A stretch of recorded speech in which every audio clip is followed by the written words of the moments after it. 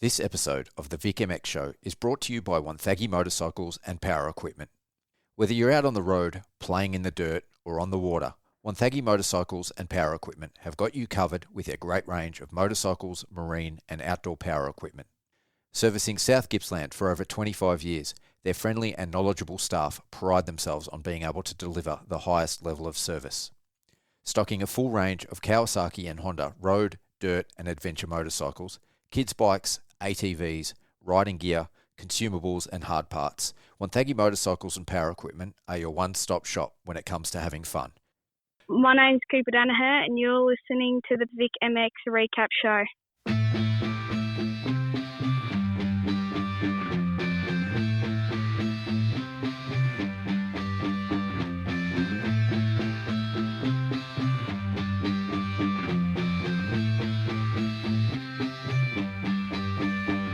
There were times I was lost, dark had fear, couldn't see through the rain. In the end it was clear, hit the fan. I was more than one man who was there to lend a hand. Together we'd stand, always at my back, my guardian soldier. Team pulled together, united we conquer. Blessed is he who in the name of charity carry me when I'm weak, straight through the valley of darkness. Pitch blackness, the heartless, regardless, fear couldn't part us. Thick and thin, there by my side. At times we collide, but in the end we ride. Thick and thin, there by my side. At times we collide, but in the end we ride. We ride, ride, ride, ride. I am my brother's keeper. Keep on holding strong. United we stand, divided we fall.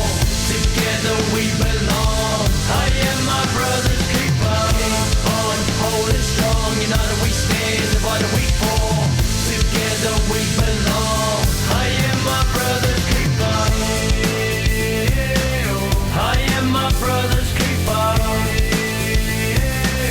I am my brother's keeper. Welcome back, Moto fans. We've got another great show lined up for you today. Last weekend saw us wrap up the 2025 Victorian Motocross Championship Series with the final senior round taking place at Colac in some very, very challenging conditions.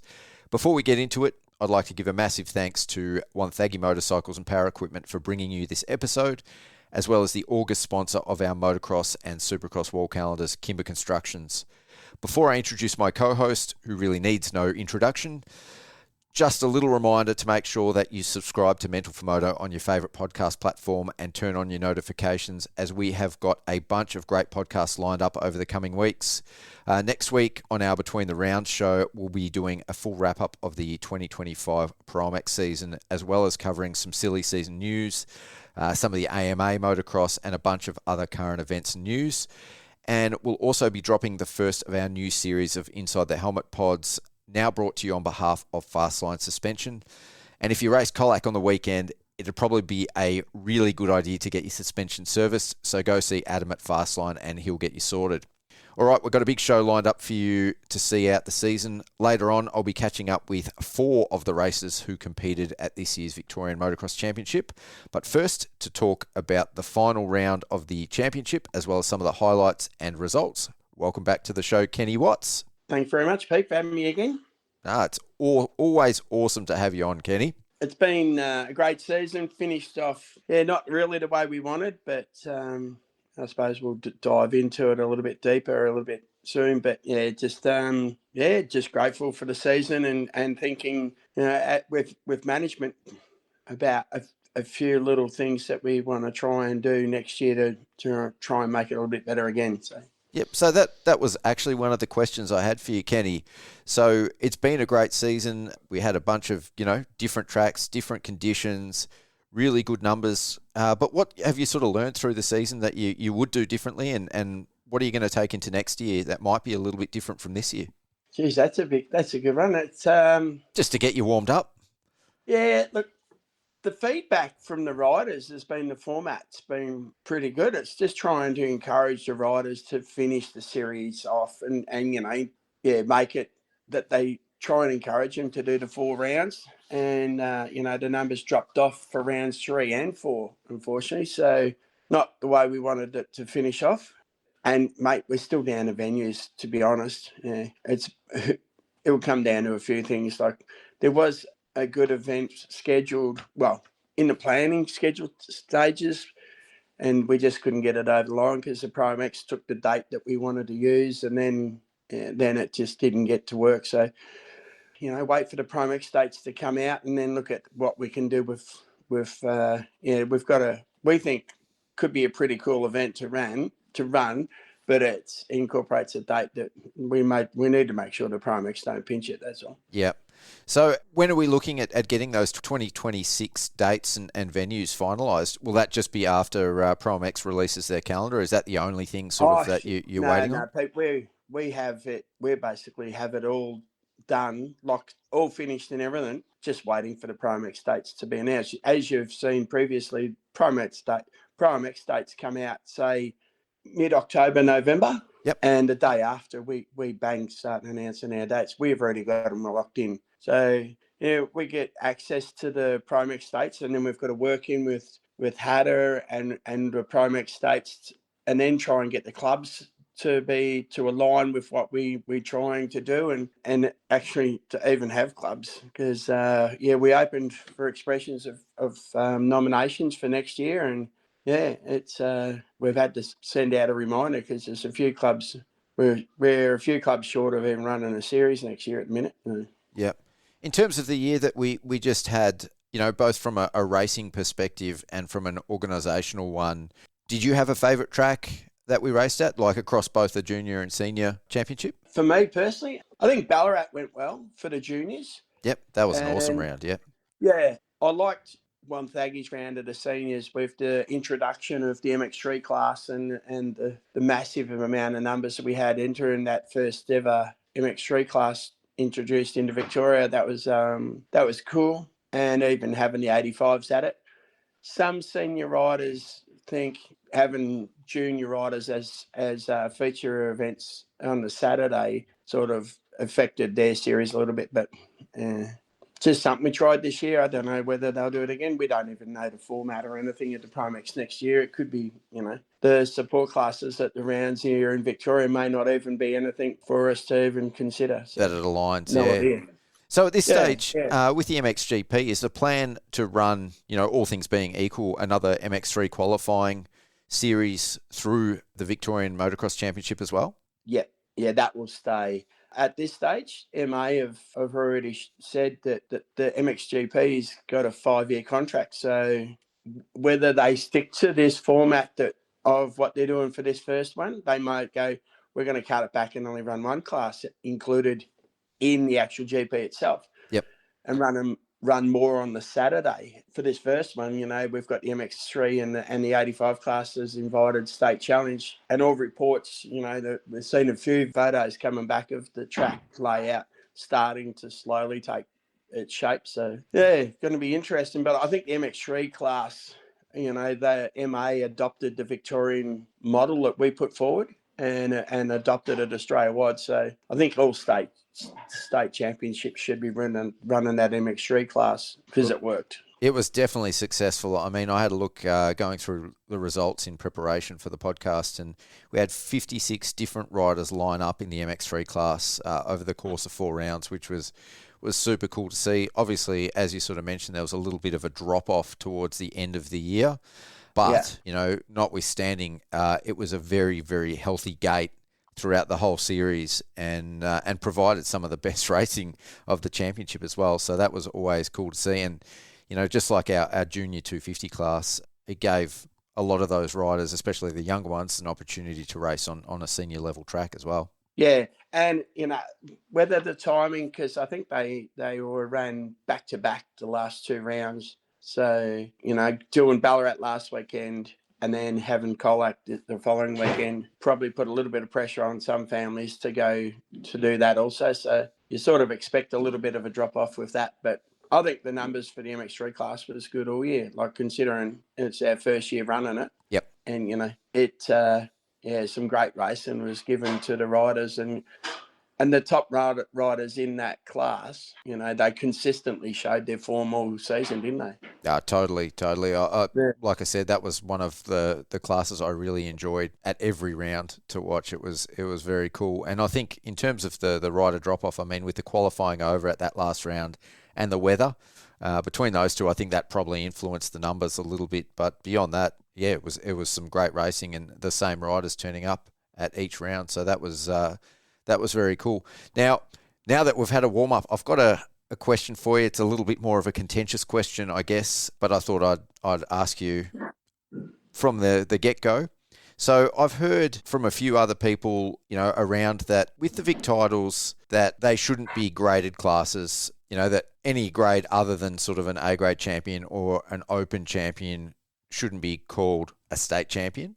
What are your sort of thoughts on having grading at the state level? And in your opinion, is it a good thing? Is it sort of something that we need, or do you tend to agree on a personal level with having open classes? No, I support it, but management only acknowledges the top 10 at a state level with the allocation of their result, giving them a race number for next year. So, people finishes third in the Vic in his class. Well, he gets to race number 3 next year. Yep. But the B grade and C grade don't. So it's still a stepping stone for some riders. I don't think that it's. I think our numbers are probably better than any other state at the moment, to be honest. Like for you put them all together, we've got more MX1 riders racing and more MX2 riders racing than say in Queensland. Yep. Because they only cater for 40 riders. Now, what do you do with the rest? Yeah, and I tend to I kind of tend to like it from my personal level because I think it, like you said, it provides that stepping stone and it allows riders that are sort of on the fence, whether or not they should race to join the series. And I think, the more riders we get at the series, the better the series is. So, I was just curious to hear your point of view. Yeah. Like I said, I've heard a few opinions. Not everyone agrees with, them being open classes, but I just thought I'd put that to you to see what you thought. Yeah, I don't think there would be many, to be honest. The amount of people that would say, oh, yeah, just give us one MX1 class in a Vic title. Yep. That's what A grade's for. That is your one MX1 A grade class. And your MX2 A grade class is where we expect the cream of our sport here in Victoria to be and race for a Vic title. But we don't discount the B grade or the C grade rider from coming along and being involved in it. Like, we acknowledge the top 5 in their classes. Yep. So further to that then, have there been any particular riders that have impressed you this season or stood out to you, like in any of the classes?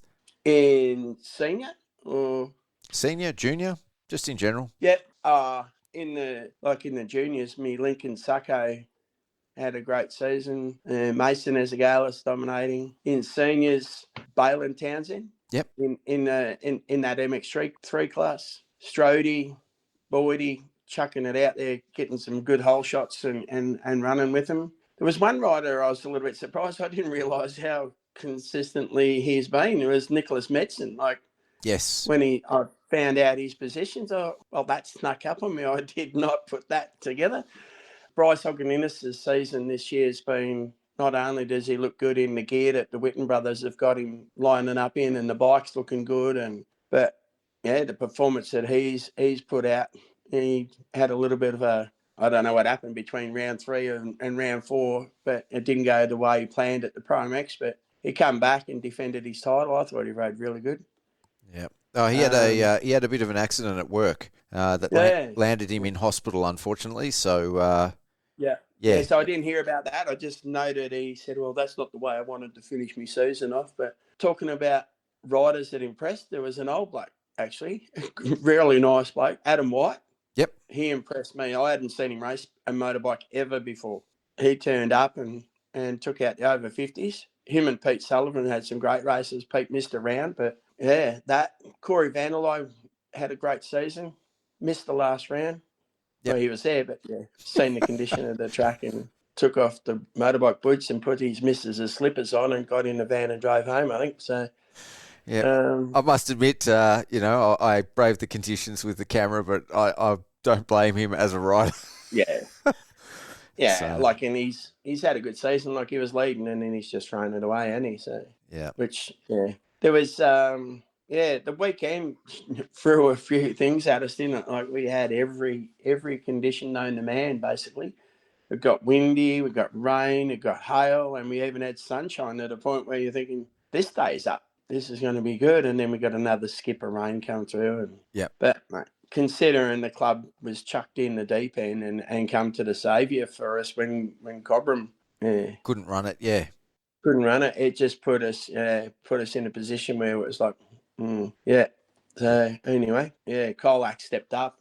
Small club, and that seems to be it's not just there, it's everywhere. There's small committees, and if you take away the visiting people at Colac on the weekend that helped the club through, like the Hydes, the Kimbers, that level of people, like Scotty Foy out of the canteen at Ballarat rocked up on Sunday and helped out. Yep.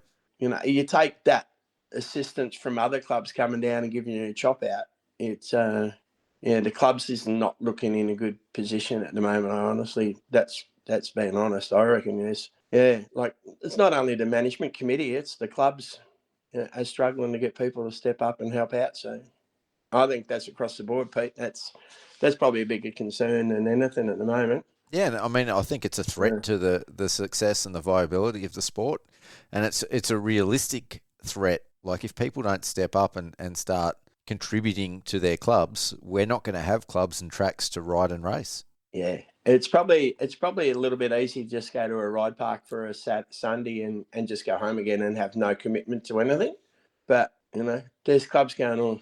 We don't even know if we're going to run at all next year. Yep. That's talking to me, and I'm going, hey, we can't let this happen. You've got to. Yeah, and I think get people to step up.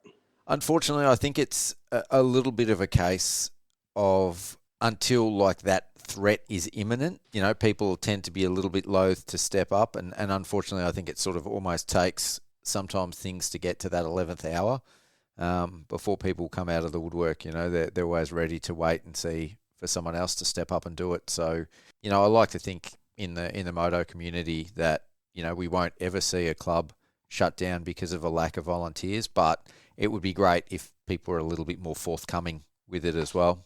Yeah, like we're seeing clubs having to cancel practice days and things like that because of the level of official that's now required. Like for some unknown reason, and to be honest, I cannot fathom why they're doing this at just a standard practice day. That you need a level 2 official at it and a level 1 and your first aider. It used to be just a level 2 and a first aider. Now you got to have a level 1 now. What's he going to do? It's a person that's been online and done a 20-minute, 20-question quiz. Yep. What's it achieving? It's not doing anything. To stop a club from running a practice day because you don't have a level 1 official involved. I don't know. And then you can run an RPA with a I don't know what they call them, a recreational supervisor or something. We're opening the sport up to risk, I reckon, when they run these RPA days and things like that. But that's another story, isn't it? But, yep. We'll keep things on track for this one. Yeah, sorry, Peter. It's just, totally. Yep. It needs fixing up. Yeah. Hopefully they can, because I think it's a great sport, and so do you, and so there's a lot of people getting enjoyment out of the sport. We're just going to make sure it's still here for everyone next year, isn't it? 100%. And I think some of these things can be fixed. There's a lot of people, obviously, that feel the same way about some of the issues that you've just raised. So, fingers crossed, next year we can make some headway and have someone that will be willing to listen in a position to make those changes as well. Yeah.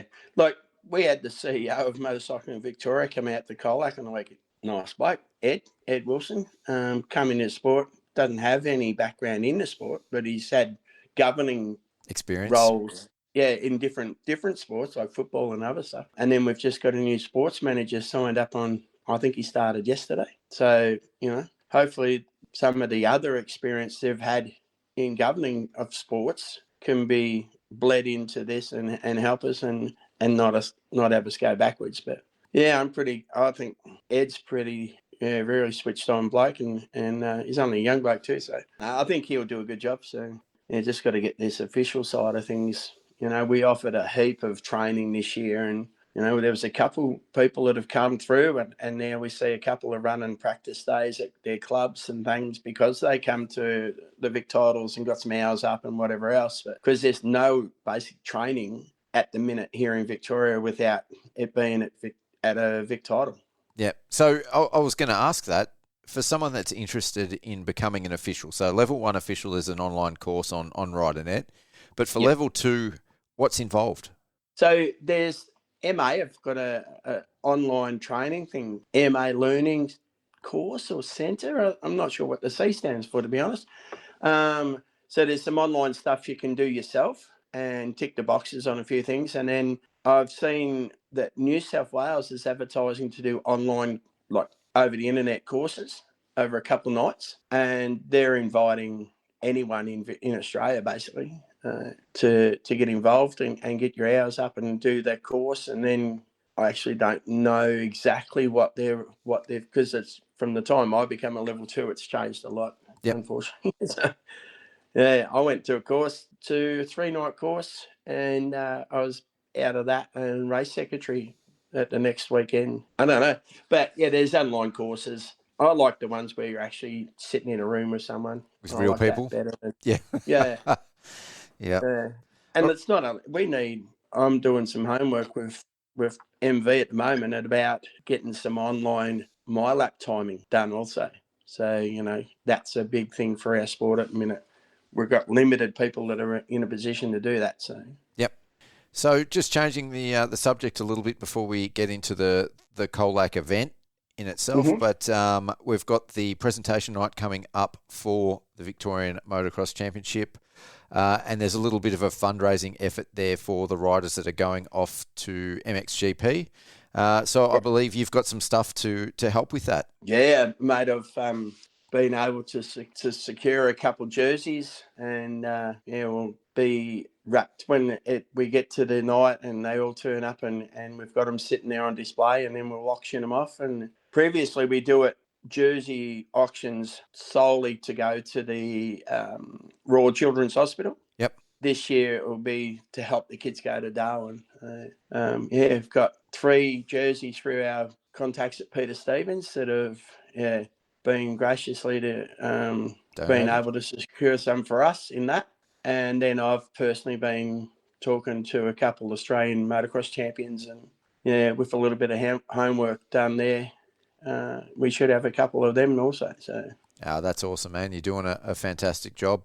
I'll try. If we can do anything to help the kids get there, ease that pressure a little bit. Yep. As said, just if you accidentally take home a jersey, you just say, that it was donated to Pete Wolf's man cave. We won't say a word, will we, Pete? Yeah. Keep that a second. Yeah.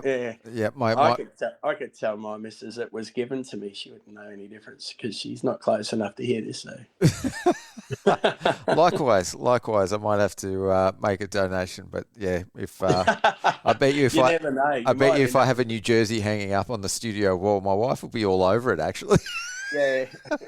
Especially because she's coming, she'll be at it. And if I'm secretly bidding for you, she might get the hint that it's that anonymous bidder might have been someone sitting close to her in the venue that night. No, maybe. Most definitely. All right, let's get on to Colac, mate. It's final round of the championship. The weather gods were not kind the night before, but I personally think that the club did a fantastic job, and there was a lot of effort went into having a raceable track, and because of their efforts, it definitely got better over the weekend. Sort of already mentioned, the Colac Club actually stepped up at the 11th hour. The event was scheduled to happen at Cobram, but the Cobram track is underwater, probably worse than Colac. So, to begin with, thanks heaps to Jason Morley and the team at Colac for actually giving us an event to race at, because without those guys stepping up, we may not have had a final round of the seniors. Yeah, and mate, for those that don't know, come Friday, some of our visiting members turned up. Boydie from Ararat, the Oakleys, the Kimbers, and the Hydes, mate, they were out there on bobcats and everything on Friday afternoon, helping the club out. So, big thank you to them blokes and to the Colac Club, for saying yes for starters, and then putting the work getting in it over the line for us. Yeah, so very grateful for them. Without it, we probably would have had to cancel, and that's not really what we want to do for a Vic title. No, definitely not. No. Not once the season's already started, that's for sure. Yeah. Yeah, and, like, it was like contacted a couple of clubs and it was just, oh, yeah, we would, but... And then Colac just said, yeah, righto. Make it happen. Let's do it. Yeah. Let's help the Vics get over the line. And thanks to them, they're improving the venue every time, all the time. They're working with MV and working with the guidelines that MA have put in place, and they're getting everything over the line. So just I think we've got to be really grateful for what they stepped up and gave us. So yeah, totally agree. All right, we'll start with the All Powers C grade class. Jesse Clempson. 1-1-1. So perfect weekend for him, mate. And I have to say, being out on the track, he's probably the only bloke I saw on the Saturday that actually looked like he was enjoying it. Most of the riders looked like they were hating life, and every time he came past me, he was like, woo, cheering, and he was having a blast. So, yeah, man, I think that was the difference, that's what paid. That MX1's... Sorry, the All Power C grade, that had the biggest class for this series in that last round. Yep.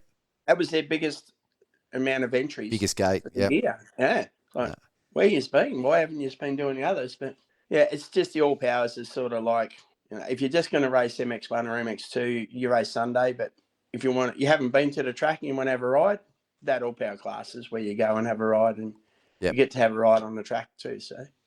Yeah. So, as I said, Jesse Clempson took it out, Joel Lowe in second and Jack Wilson in third.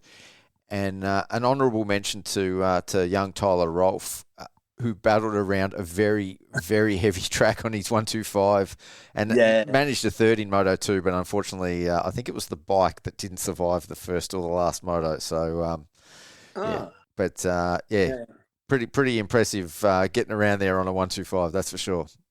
Yeah. Yeah, and his dad I was talking to his father on that bike actually, and they've got a 250 that had issues like blew up or something, and they can't get the parts in Australia at the minute. So they had either do it on a 125 or just pull the pin. So yeah, definitely good to see him tough it out.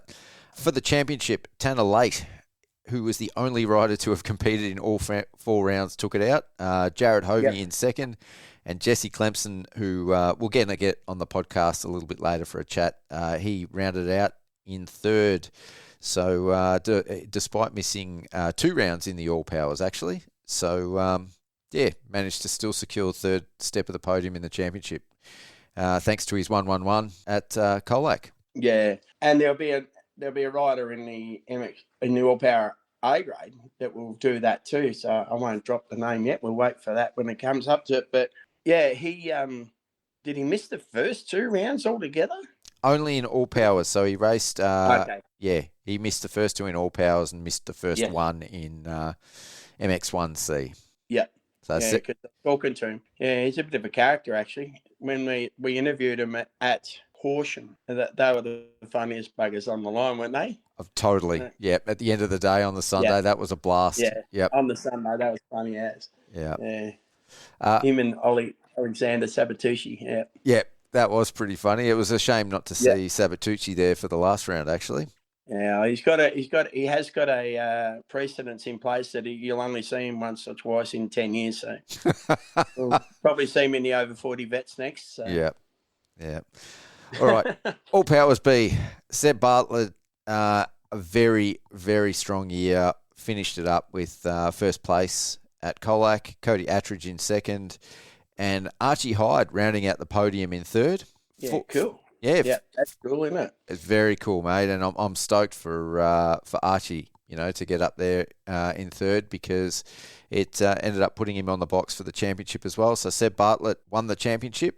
Pretty dominant year after last year, where it was a little bit plagued by injury after a crash during the Vics at Ballarat. Hudson Crothers second in the championship, and Archie Hyde rounding out the podium. So that's cool, isn't it? Yeah, that's really cool. So Seb Bartlett on Saturday, I don't know if you knew, but he snuck out. Was his first outing on his new 450. Yes. Oh, you didn't know? Yeah. So I didn't know for starters, and then they told me, and I said, oh, I better watch this a bit closer next time. So, yeah. So that's his... he said it was a bit of a handful. Yeah, that's his plan for next year. He's stepping up to 450 in MX1, but he's a big boy, mate. I actually asked him how tall he is. He's 6'5". So that's getting pretty big for a 250. Yes, yeah. So and he looked good out there in the conditions. So yeah, I can't wait to see him out on a track where the track's in really good nick and everything else, and see how he goes on it. So it'd be good to watch. He's definitely one of those riders for me that is very consistent, irrespective of the conditions. He seems to be able to do it all. It doesn't matter whether it's sort of hard pack and fast like a Ballarat style track or a Blue Rock style track, or whether it's sort of deep and gnarly like, maybe like Traralgon got, Wonthaggi got, or Colac got on the weekend. Yeah. No, he's a good rider. So be good in A grade next year. Yep, definitely. All Powers A. Connor Adams taking out the round ahead of Jacob Sweet and Jack Kenny. So Connor Adams, incidentally, at Colac was the only rider in the class to complete all 3 motos. And that's probably partly because Jacob Sweet had done enough after 2 to win the title in the All Powers A grade class. So I don't blame him for not going out for the last one. Yeah, he cleaned up. Jack Kenny had a few rides on Saturday and thought, that's enough. It wasn't getting any better, and the track was just, Yep. So that he didn't worry about. And then it was just a last-minute decision, I think, for Connor. He had washed his bike to the point it was ready to go in the trailer, and looked over and thought, it just doesn't look good, the numbers on the track. So he went over and joined in, and then they even left. He didn't even get there to say thanks to Winter Motorcycles for the Triumph and Triumph Racing. So yeah, they were pretty keen to get out of there at the end of the day. It looks all right, actually. Connor doesn't look too bad on a 450. I agree. Yep. Yeah. No, strangely enough, I was thinking I didn't think he'd be big enough for it, but he does seem to ride it well. Yep. And if I have to say, if Jesse Clempson was, the guy having the most fun out there, Connor actually looked like he was probably second in line there. It's he actually didn't look like he was having too bad a time out there. So yeah. So he raced Pro MX Nationals MX2 all year, so he just treated the whole day like practice at Pro MX round. So yep. Yeah. Yep. So for the championship, All Powers A, Jacob Sweet took it out ahead of Jack Kenny, and Jed Beaton, who only completed the first 2 rounds, finished out the podium. The Jesse Clemson story, isn't it? Yes. Yeah. Yeah. That's good because like Jed's actually, he basically started his racing state titles here in Victoria. I reckon his first round might have actually been at Cobram on a 50 years ago. And the progression that he's taken over his careers, it was good seeing him at the tracks. Anyway, I enjoyed it. Most definitely. Yeah. And, yeah. It'd be good if we, depending on the schedule, obviously, and where the Pro MX rounds are, it'd be good to see him come back and do it again next year. I think it definitely adds an element to the Vic titles. Yeah. It's interesting that the having that pro level rider racing your Vic titles and the discussion around it's interesting. They're going, well, if he's there, we've got no chance of anything.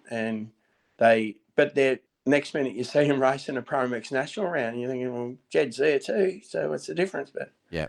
I think it's an honour to be able to line up next to someone like that. It's, he's raced MXGPs, he's raced Pro MX, he's raced Australian Supercross. Like, if you get an opportunity to line up with a Cole Webster or a Jed Beaton, man, it's something to remember.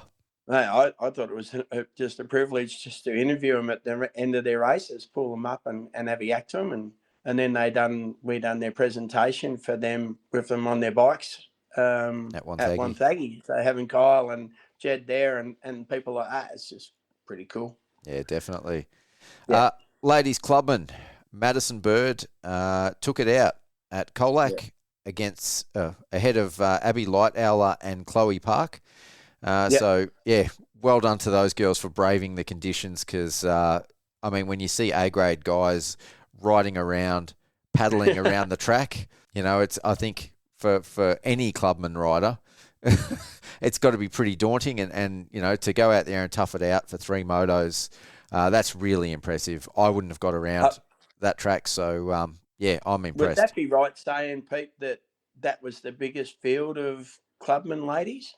Yeah, probably. I think it was. The numbers were good. So, Yep. hopefully, they go, all right, we've done the Vics now. Let's make that our annual thing to try and improve our standings in Victoria and support the girls racing. So we'll have a few juniors step up, and it should be good next year, I think. I agree. So in terms of the championship, Madison Bird took it out. She won 3 out of the 4 rounds. Abby Lightowler in second. She's the better by dirt rider. And Anastasia Sarakisis snuck into third in the championship ahead of Clare Montgomery after Claire had to retire after Moto 1 at Colac due to some bike issues. So that's a bummer for Claire, but well done to Anastasia for getting on the box. Yeah, Anastasia's she would have to be one of the shortest women racing a motorbike at the moment. So, well, she did. Yeah. She did Portland last year on an 85. So, yeah. Yep. In the is she juniors. racing a 250 now or a 150? I believe it's a 250. Yeah. So what a step that she's taken. Yep. She rides well. Yeah. Yep. Definitely. Yep. Well done. Yep. Ladies, expert class. So Maddie Healy's over racing in Spain for the, is it the ISDE 6 day that she's doing over there? Yep. Yes. Yeah. She took Taylor Jones's place. And that's got the right. call up. Who was injured. Yeah, yep. That's good. Yeah.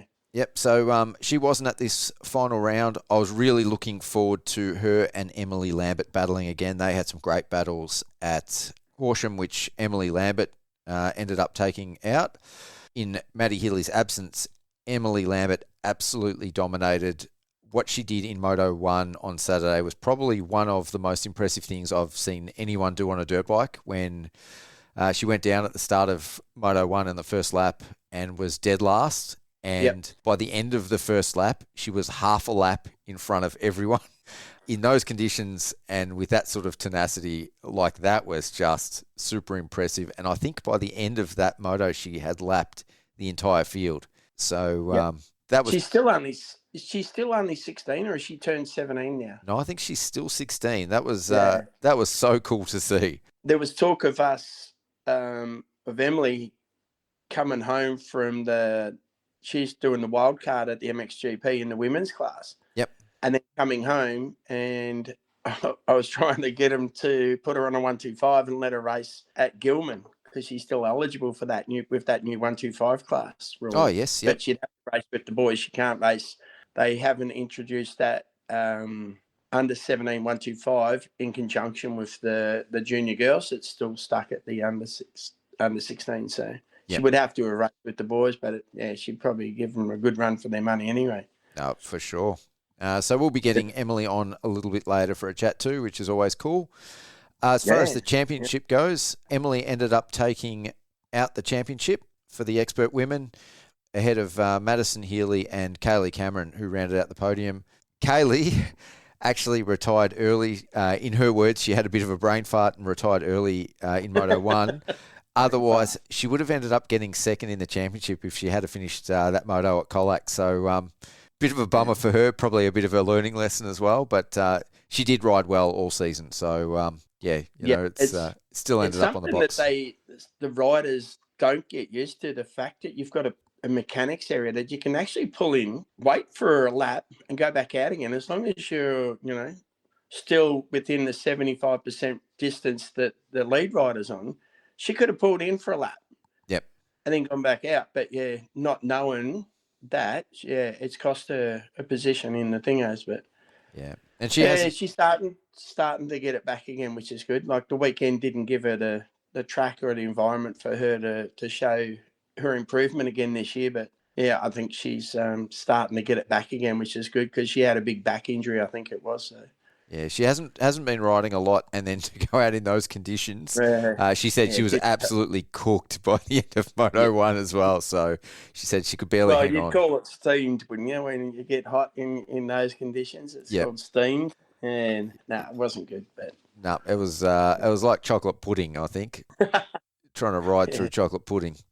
So MX3, Caden Strode took out the day ahead of Balin Townsend, Oscar Kimber, who finished 2 points ahead of Austin Boyd. So very closely contested class and some awesome racing at Colac. And I think for these guys, you couldn't really tell that it was such a gnarly track. They're one of the only classes, I think, that made it look like it was any other day at the races. They were all going for it. Yeah, so a bloke came over to me and said, oh, look, out in that corner over there, say after flag point 4, he said that corner's like terrible. And then the MX3s go out, and I said, which corner are you talking about? Because they were just like, did not look to bother them at all. Yep. No, they were just going for it. And, I mean, it was a very closely contested championship. So Caden Strode ended up winning the championship ahead of Balin Townsend. Jack Devison, despite missing the last round, still ended up third. But Oscar Kimber finished in fourth, just 9 points behind Jack Devison, and Austin Boyd was only 9 points behind Oscar. So, between those last 3 riders, there was only 18 points separating the whole lot of them. So, and you look at the way they're riding, and that's 4 of our 5 riders representing Victoria in the MXGP, MX3 class. So, yep. So that was Joe Dunn in that mix, and we've got a great team, I think. Yeah, and it was a good hit out for them to get out there and sort of challenge each other as well, I think. Yeah, look, you don't know what Darwin's going to give us, do we? It could be an absolute soup fest. It could be bone dry. We don't know. It's an unknown. So we've given them everything this year to take with them, and hopefully the conditions suit our riders, and we come home with the bacon. I reckon it should be good. That would be awesome to win the State of Origin. Oh, well, wouldn't it? Yeah, first ever one, so it'd be cool. Yeah. Yep. And just for the record, 4 of those 5 riders heading over to the MXGP are actually Mental for Moto guys. So I'm stoked and super proud of those boys as well for the year they've had so far. Yeah, and mate, they've all had a great season, haven't they? Yep, definitely. It's been a real privilege, and I've really enjoyed actually watching them progress. It's been cool watching that class and some of the battles that they've had. Over 40s, Levi Collins takes out the win at Colac ahead of Matt Walker and Hayden Joyce. But one thing I did want to mention in this class, which I thought was really awesome to see, Pete Kearney actually stopped to help, and I couldn't recognise who the other rider was because they were covered in mud, but stopped on Saturday and helped another rider lift his bike up and get going before getting back on his bike and at quite a big disadvantage to himself and get going. But, I mean, I know it's a race, but that is always very cool to see, especially in those conditions. Shout out to Pete Kearney for that one. Pete, at the end of that race, would have, if that was the last race, he would have went back and celebrated his efforts by cracking a can. As soon as he's had his last race, he sends me a photo of him cracking a can. Yep. He's here for the fun of the sport, and he's a good bloke. I wonder if loves his ride. I wonder if he's related. When I was a kid, I raced against a Ross Kearney who had 2 older brothers that raced. So, I wonder if he's actually a relative. His mother was heavily involved in breakwater in Geelong. Oh, okay. She was heavily involved. Yeah. So Pete's come back into the sport there. I don't know how many years ago now, but I spotted him and I said, "This kid can ride." And he'd take the helmet off. He wasn't a kid. It was like, well, this bloke can ride pretty good. Yeah. Yeah. So in the over 40s, Levi Collins took out the championship. I mean, speaking of someone that can ride, that guy definitely has some pace. Had a good season. Yep, he can compete with some elite level riders. So on the day, Matt Walker put in a valiant effort to get second at Colac, but it wasn't enough to overtake Hayden Joyce for the championship, unfortunately. So, I saw those guys battling, and he was looking pretty desperate to get there, but it just wasn't enough to overtake Hayden in the championship. So, well done to those boys. Yeah, excellent. Some good riding out of those blokes. Good to watch. Yep. Over 50s, you already mentioned it earlier. Peter Sullivan took the win at Colac ahead of Adam White and Vance Powell. 3 more guys that know how to get around on a dirt bike. Now, as far as the championship goes in this class, on Speed Hive, round 4 actually wasn't showing in the championship results, but I did some maths. I looked at the scores or the points for round 3 and then added up the points that I could see in the results for round 4. So from my calculations, excuse me if this is wrong, Adam White took out the championship for the over 50s, ahead of Vance Powell and Peter Sullivan, who went 1-1-1 at Colac incidentally, and overtook Paul Adams for third in the championship after not doing the first round. So, Adam White, Vance Powell and Peter Sullivan taking out the podium. Wow, yeah. And Paul probably gets the whole shot award all season. Yeah, that's good for the boys. Vance Powell has impressed me. You put him on a drier track with jumps in it, he loves it. Yep. Oh, I mean, he loves jumping. That was not Colac. Not a Colac. That was not Colac. Yeah. Track where it jumps, he does not look out of place. He doesn't look like a bloke in his, I don't know how old he is, probably in his 50s. Oh, obviously because he's in that class, but he's probably closer to my age. He's only a young bloke, and not what you really expect him to be doing at that age, because he just picks and chooses when he pulls the bike out and have a ride. He's not a committed rider every weekend or anything like that. So yep. It definitely impresses me with these guys that he's obviously ridden a lot when he was younger, that don't ride a lot and then can go out there in those conditions, or even just a normal Vic title round, because the tracks do get pretty technical and still do quite well. It's super impressive at those older ages that the guys can go out and do that. It's because I certainly can't. So anyway, credit to those guys to be able to compete at that level at that age. 30 plus clubmen, Jason Davey, Sam Werner, and Justin Legasic were our podium at Colac. Sam Werner, I was talking to him on the podium. He was very, very desperate to make passes in that final moto and just had nothing left in the tank, unfortunately. So anyway, it would have made the difference in the round. I think there was 3 points separating him and Jason Davey. But in the championship, Jason Davey was the one who took it out with a considerable gap. Sam Werner in second finished 1 point ahead of Joseph Locken. So, Yep, Locken. Yep. Yeah, or Locken. Yeah, very closely contested class as well, which is always cool. Yeah, so it was Jason Davey. I commentated him racing years ago, and he was all over the place and bouncing off everything. I used to call him the rubber man. So you just get up and ride away again. You think he must be made of rubber because you just seem to bounce all the time. But good to see him back racing again and enjoying his racing, which is cool. So do those boys have to go up to expert now next year? No, so the gradings in that age group is still based around them racing with the B grades and the C grade riders and that too. So yep.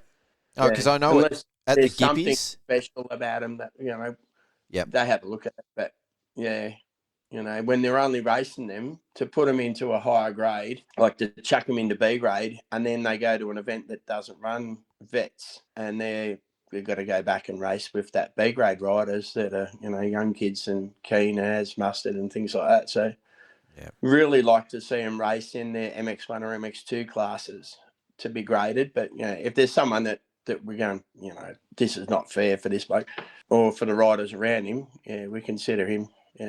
Yeah, so I know at the Gippies, if you finish on the podium in a championship in clubman in vets, then you have to race expert the next year. So regions can do whatever they like. It's internal grading. We can do that in the Westerns also. Yep. But they probably see the riders that are coming through and realise. But when you take them away from that, then they'd go back to their state grading again anyway. So yes, yeah.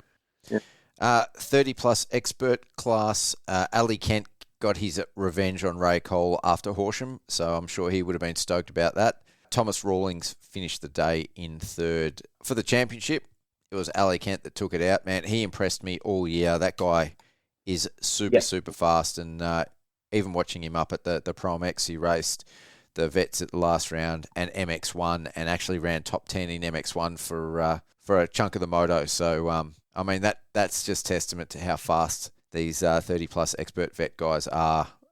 It's not really a vet class per se. It's just guys. That's why we MA put the ruling in place. So we thought just because you turn 30 doesn't mean we're not going to keep you grading and we're not going to do anything else. We allow that to be your master vet class at 40, where we go, she's open slather, no grading. It's just the best rider gets the results. But having an A-grade motocross rider that's raced as an A-grade rider since he was 15 or 16, turns 30, you just can't say, oh, you're a vet rider and we just put you in with an all-in. Because, Ali and Raymond Cole and Alistair Lewis still race A-grade. Yep, and are good. Yep. Yeah, so... Yep. Yeah. So Ali Kent took out the championship. Ray Cole finished second, and Al Lewis third. So, and there was only 28 points separating those three in the championship. So only just over a moto. So that was pretty cool. And the bloke that won it is the one that's possibly had the least amount of racing all year, because he's away with Ducky. He's a mechanic for the CDR race team and doesn't get on a bike. So he's a crew chief now. So yeah. Yeah, no, definitely keeps him busy. Yeah, good to get on a bike and have a ride still, because the kid can ride a bike. So. And he is a Colac local as well. So which was pretty handy for him to go home. But Raymond Cole's from there also. I didn't know that. Originally, Raymond lived just on the way out towards Biak when growing up as a kid. MX2 C grade, Gabriel Teresh takes the win ahead of Tyler Rolfe on his 125 and Zev Hughes in third. Now, Ryder Nickel came into the round in the points lead having ridden just once since breaking his collarbone between the last two rounds. So he had quite the season. He had an injury, I think, between rounds 1 and 2. Came back at round 2 and then had an injury between rounds 3 and 4. And, like I said, he had one ride at Hastings before racing out at Colac. So in those conditions, as you can imagine, I think he had a pretty tough day. He finished the day in 5th place. But what that means is in the championship, after going 1-1-2 at Colac, Gabe Teresh actually took over the points lead and won the championship, relegating Ryder Nickel to second place in the championship. And Tyler Rolfe, with a big effort to finish second at Colac, was enough to move him past Zev Hughes in the points, taking him to third in the championship by just 1 point. So, that is absolutely throwing it up in the air and shooting it with a shotgun in it. The results are all over the place. But yeah, that's some cool results out of that. Yeah, all coming down to that final round. So, that's good, isn't it? Yeah, and definitely a bit of a testament to never giving up and getting out there and putting your best ride in the worst possible conditions. Yeah. No, that's cool. Good results, isn't it? And the track was like way better on Sunday and the conditions were brilliant. So I still reckon on Sunday, I've said this before, even like looking at Wonthaggi with the Pro MX there, which is, traditionally and by reputation very deep, I think the track on Sunday at Colac was the heaviest track I've ever seen. I've never seen dirt sort of suck the power out of a 450 like at Colac on Sunday. It was, unless you were in the revs and you had consistent momentum moving forward, that track was just sucking the riders in and dragging them to a stop. It was incredible. Yeah. It totally different track and conditions on Sunday though, wasn't it, compared to Saturdays? And I mean, really, that is such a testament to Tyler Rolfe for being able to pull out a second in that class, because there's quite a few riders on the gate in that class too. Yeah, getting around there on a 2-stroke, let alone a 125, is just crazy. Yeah. Gutsy effort to do it, and Dad said, "Well, it's either this or nothing." So they rocked up and had a go. It's good. Definitely. MX2 B grade, Seb Bartlett takes out his second Vic title for this year, ahead of Archie Salapayevs. Is that right? Yep. Oh, yeah, that's Salapayevs is what I call him. Yeah. Yep. And Tommy D'Amico, which I've heard you say over the mic many times. Yeah. I'm all over the place, but he loves it. Every time he rides past, he knows I've butchered his name. So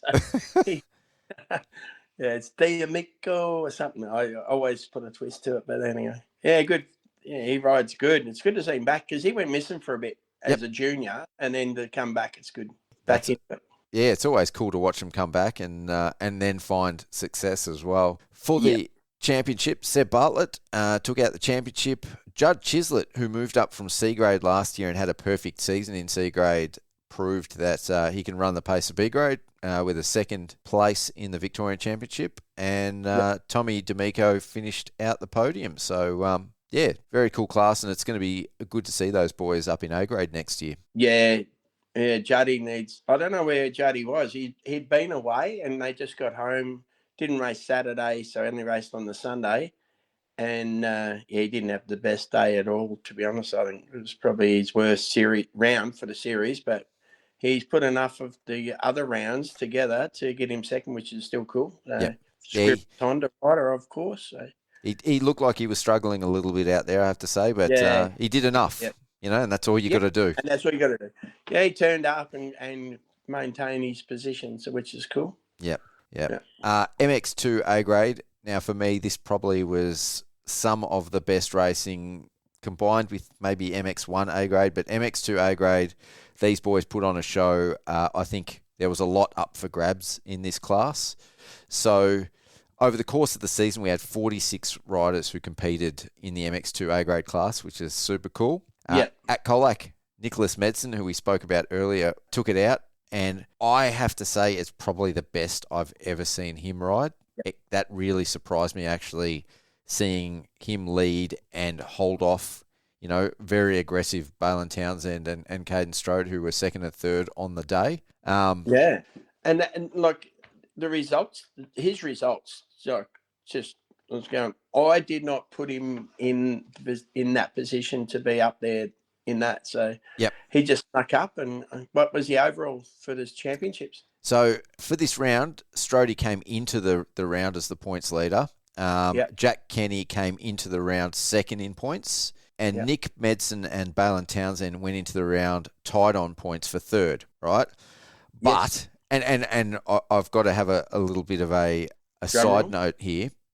I just wanted to comment before I actually get into the results on the heart of Caden Strode after, which moto was it? Moto 2, he crashed near the start, went over the bars, couldn't get the bike started, went out and just, once he did get it started, and just hammered and went like he was battling for the lead, even though he was way, way back. He ended up finishing the moto. Lap down? I believe so. He ended up finishing the moto in 7th. Now, if he had pulled the pin, which would have been very easy to do given the issues with the bike and the conditions, that DNF would have actually given Nick Medson the championship. So, Nick Medson took out the round, and he went then from equal third in the championship to second in the championship for taking out the round. Balin Townsend, who finished second on the day, secured third in the championship. And poor Jack Kenny, who went 4.44 on the day, dropped from second to fourth in the championship, because they went in all so close.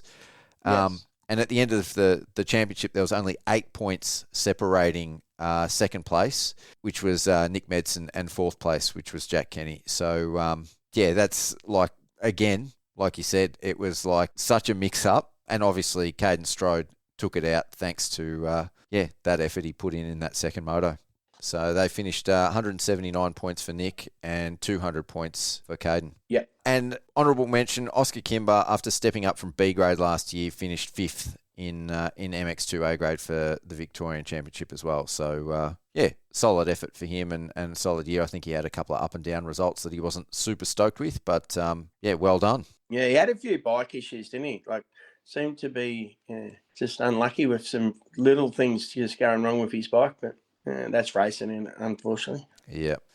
MX1 C grade, Jesse Clempson, Alex East, and Jason Bridges, 1, 2, 3 at Colac. In the championship, though, Alex East took over from Benjamin Davis, and Jesse Clempson rounded out the podium in third.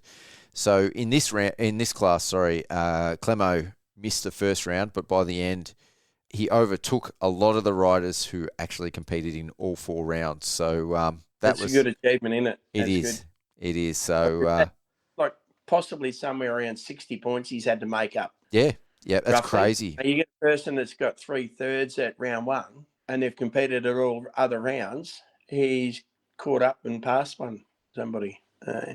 So, and I think he's pretty pumped to be moving up to B grade next year, and a few of his mates are moving up as well. So we'll get to hear from Clemo as well, as I'll be chatting to him a little bit later. So he I was watching him in a race, and a rider fell right in front of him, and he just laid his bike down. He didn't try to jump the rider or run over him. He just seen the kid down in front of him and laid the bike down. Similar to the speedway rule that you see, your rider goes down, you lay your bike down, you don't get disqualified. Yep. Yes, then finding out that he missed the first round and he didn't get given one of our backpacks that we gave out as a gift for our riders at the start of the season. I made sure he got one as a bit of a thank you for being a good sport and doing that. And he could have got hurt in the process, but it was more about the rider in front of him, which is, the Peter Kearney style, doing the right thing by the riders and then worrying about the result after that. So, yeah, great sportsmanship. And I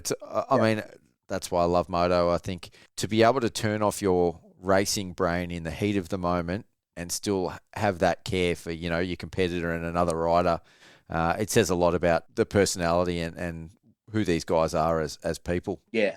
So that was, well done, Jesse. Great thing that he done. I was very impressed with that when seen it. MX1 B grade. So last year's MX1 C grade champion, Jack Sheather, took out the round at Colac, ahead of Thomas Jones, who is a Better by Dirt rider, and Hudson Crothers in third. Yep. In the championship, Hudson Crothers took out the MX1 B grade championship this year ahead of Jack Sheather, so another podium for him, and Thomas Jones. So same riders, different order. Jackson Williams was the rider who definitely put on a show for the crowd. He won rounds 2 and 3. Where was he at Colac? Because from a mathematical perspective, he could have finished second in the championship. Yeah, there was something about ballet lessons or something that he was doing. So hopefully, the leotard wasn't too tight and a leotard-related injury, maybe. Yeah, hope so. I don't know. He just goes missing, but I think we're just going to have to chuck him up so he doesn't come back and trophy hunt in B grade next year. So yeah, well, maybe the jumps weren't big enough at Colac for him. That could be it. Yeah. I don't know. Good kid, but he just goes missing. Turns up on a 251 round and then a 450 the next. So doesn't get consistent points in anything. It just bit of a marathon runner too. So he may have been doing that in his leotard. I don't know. Well, if he's listening, would like to see you back next year. And from a photographer's perspective, man, I love seeing him out on the track.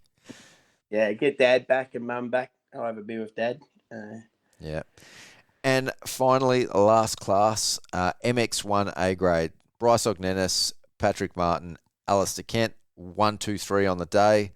Now, poor starts hindered Jacob Sweet, who seemed to be always fighting his way back towards the lead in each of the motos. So in Moto 1, he was battling with Patrick Martin, which was very, very cool to see. But with only 2 points separating him and Bryce in the championship, man, I wanted to see him up there battling with Bryce. But Bryce ran away with the lead in Moto 1. And then unfortunately, in Moto 2, I was watching those boys and coming up the back straight. He was actually challenging and overtook Bryce for the lead, and I thought, yes, it's on, and then hit a rut and in the mud went down. He managed to get up and sort of fight his way back a little bit, but I think he finished 5th, and that was the end. I think he had a couple more offs too in that race, race number 2. Yeah. So that was the end of the weekend for Jacob Sweet, and he DNS'd in Moto 3. I think he was saying his bike was smelling quite hot, and it's a brand new bike. When he pulled in after race number 2, the radiator hoses were actually sucked in together. So it got that hot. But strangely enough, we've gone to Colac and he didn't run a paddle tyre in practice or race 1. Put it in race 2, and that's where he found the speed, the advantages and the speed to get him up to be racing with Bryce. Yep. But just unfortunately put it down and then put it down another time, I think. So I think he might have had 2 offs in that second one.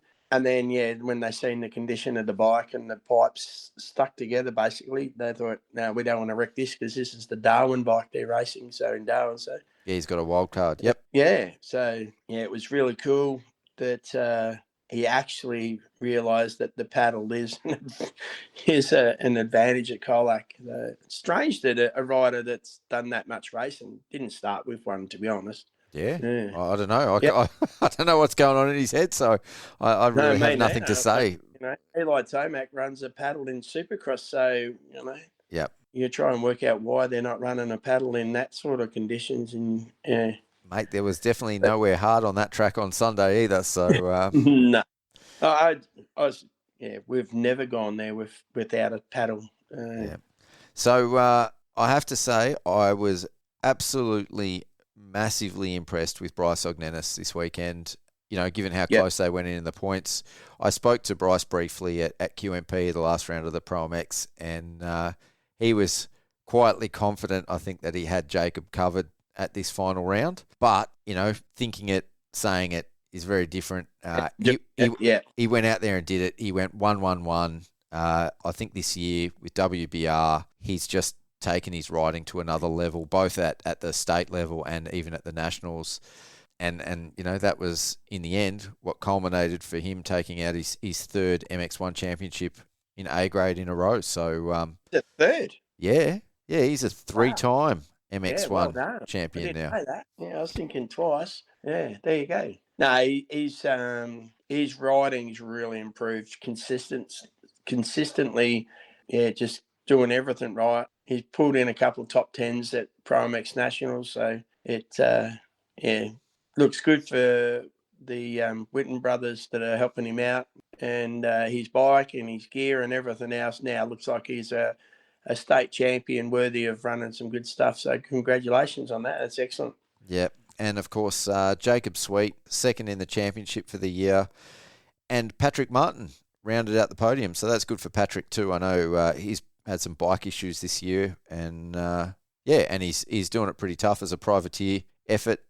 He's working full time, so struggles, I think, sometimes to find time and money to put into motocross. So to come away with a third in MX1 A grade is pretty cool. Yeah, no, it's a great achievement, and he does it on a 350. Yep. And he races Pro MX Nationals in MX2 class. Yes. Yep. So not on a 350. No, but he races. Sorry, I didn't explain. He races MX2 on his 250 at Pro MX, and races the Vics on a 350. Yep. And his dad said that they're gonna bite the bullet and get a new bike for him. And he's going to race Pro MX in the MX1 class next year, which will be cool to see him out there racing because he rides really good. So sometimes a rider will just take that MX1 class and run with it, like Patrick can do. Jacob Sweet's done it. And I don't think I even seen Bryce race anything else but a 450 for a long time. So, yeah. No, very, very well done. So congrats to everyone that competed through the year, all the clubs that hosted rounds, and all you guys that on the MVMX committee, man. You've put together another great series for the second year in a row. It's been very, very cool, man. Yep, we're going to finish off with a great presentation night. Ticket sales close, no ifs or buts, 30th of August. Oh, hopefully we see a lot of these guys out there. They're not accepting late entries. We can't add an extra table on the night. So we've actually got to just close entries off. So we encourage all people to come along. We've got the presentation for the top 10 for A graders, the master vets, the ladies, and all the A grade classes in the juniors. Top 5 acknowledged for every other class. And we've got the auctions going off with some great jerseys to raise money for the kids going to Darwin. And just for turning up, Pete, the chance is every junior rider and every senior rider gets given a ticket, and we draw that out. And just for turning up, you win a series pass for 2026. So that's very cool. Jacob Sweet was our winner last year. Yep. And trying to think who was the other kid in last year's in the juniors. I can't think at the top of my head. Might have been Taj Tehenepi, I think.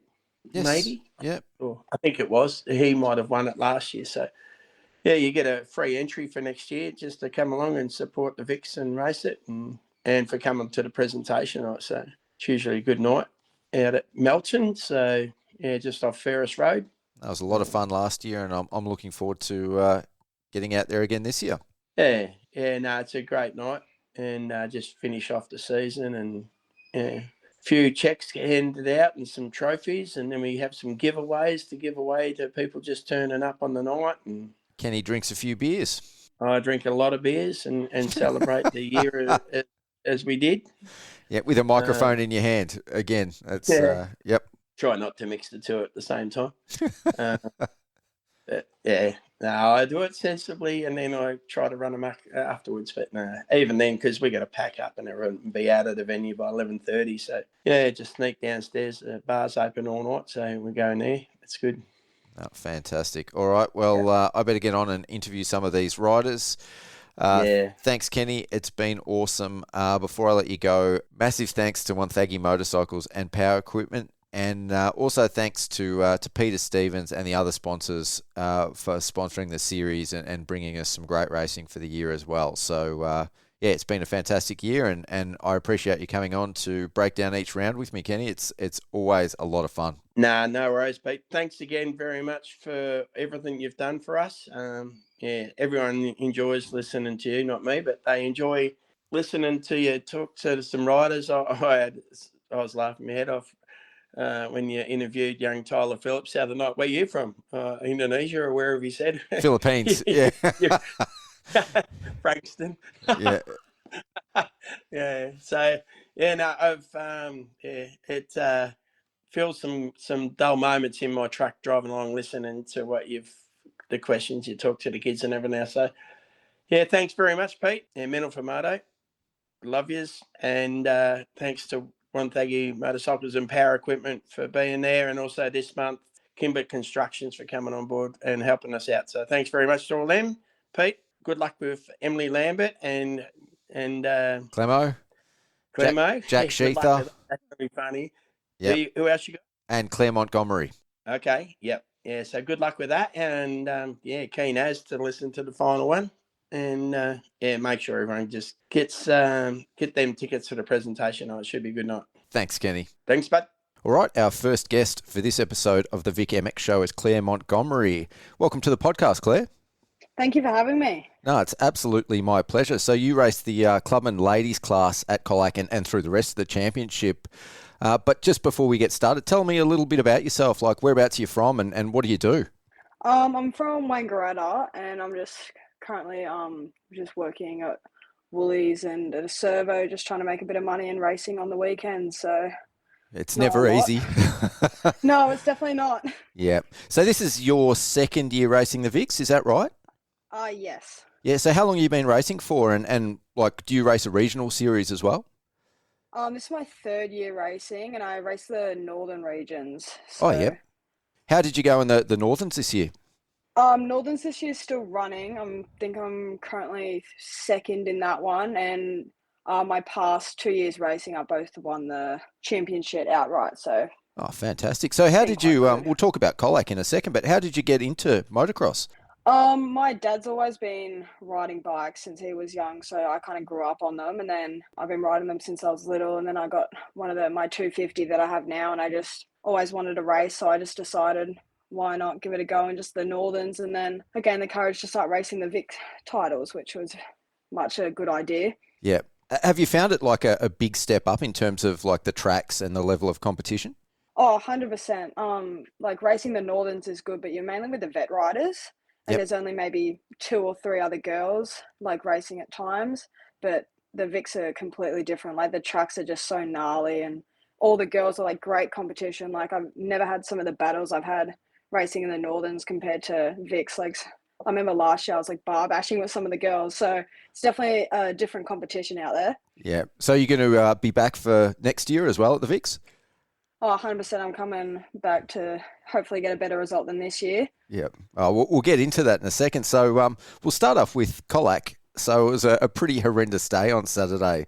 But, tell me about, the lead up to the day and the day itself from your perspective. So I got the day before on the Friday, and I just had a bit of a look at the track. I've never raced Colac before or a sand track, so it was going to be quite interesting weekend for me. I was excited, and then knowing the rain was going to come, I just knew it was going to be a very difficult weekend.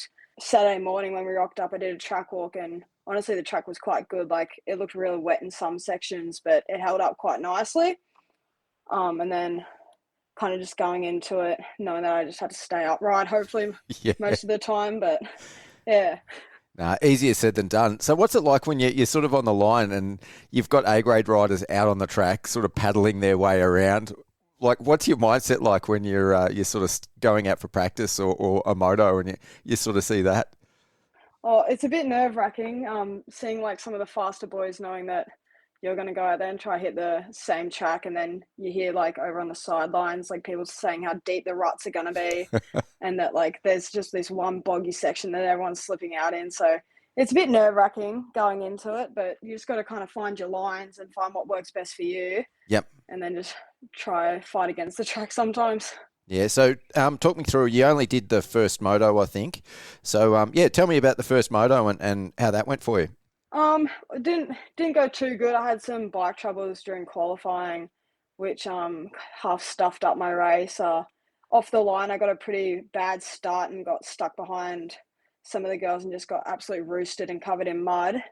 And then the track was quite bad at that point. It was just an absolute bog hole and the ruts were just massive. So trying to build my way up, I kind of just kept falling over. Yep.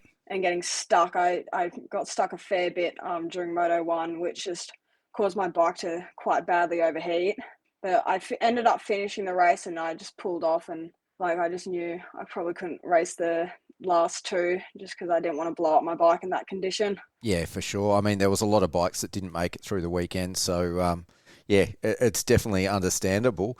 Did you have a lot of bike work to do after that weekend? I can imagine, just the revs it took to get through that sand and how deep it was, and then obviously all the water and sand getting into your bike. Has it been a bit of a job getting it all back and clean?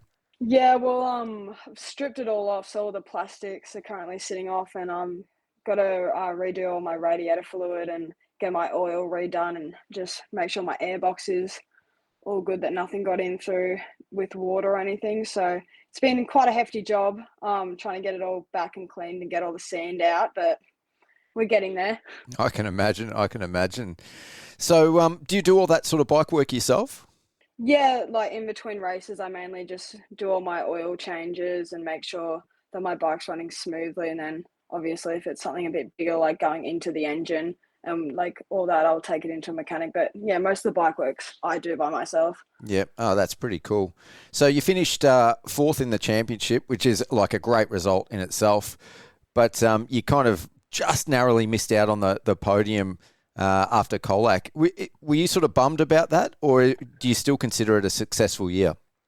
I do consider it a successful year, just even thinking that I would probably never place in the top 5 coming into the Vic title rounds for both the past 2 years, but coming in second into the Colac round, hoping that I would either stay second or third. I'm quite bummed that I did get knocked down to 4th because the 3rd and 4th person were tied for points. So when I knew I was out from the first race, I was quite disappointed that I probably wasn't getting on podium, but I'm very happy with the results and how I've ridden this year. I've definitely improved quite a bit from my past couple of races, and just the flow on the bike, getting used to the track, and just how I can adapt a bit more now has definitely improved. And I'm quite happy with how I rid, and just the result hasn't shown as I wanted it to. Yeah. I'll ask you about that in a second, because you've, even since last year, you've made some massive improvements. But this year you had like several top 3 moto finishes. I think your best result was a 2nd overall at Horsham. Did you have a favourite round or a favourite track this year? My favourite track was probably, the second round, Wonthaggi, or was that Traralgon? No, Wonthaggi was the first round and Traralgon was the second round. Traralgon was probably my favourite. I loved that track so much. Never raced it before. All these tracks this year I've never raced, so it was quite a fun year just travelling around, but Traralgon was definitely a really fun track. I just I had some really good battles at Traralgon, which was very fun to compete against. Yeah, that track got really, really gnarly because we had some of the Pro MX riders there. Do you sort of like it when the tracks get like that?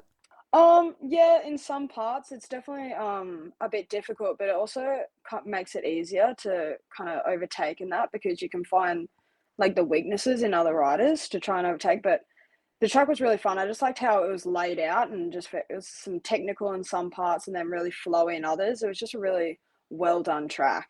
Yeah, it's definitely one of my favourite tracks, both to ride and race. And on the camera, I love Traralgon. It's just got a little bit of everything, and it's very scenic as well. Yeah, it was very good. How do you go sort of learning the tracks when you say it's your first time racing all these tracks? Does it take you long to like acclimatise to the different conditions and the different layouts?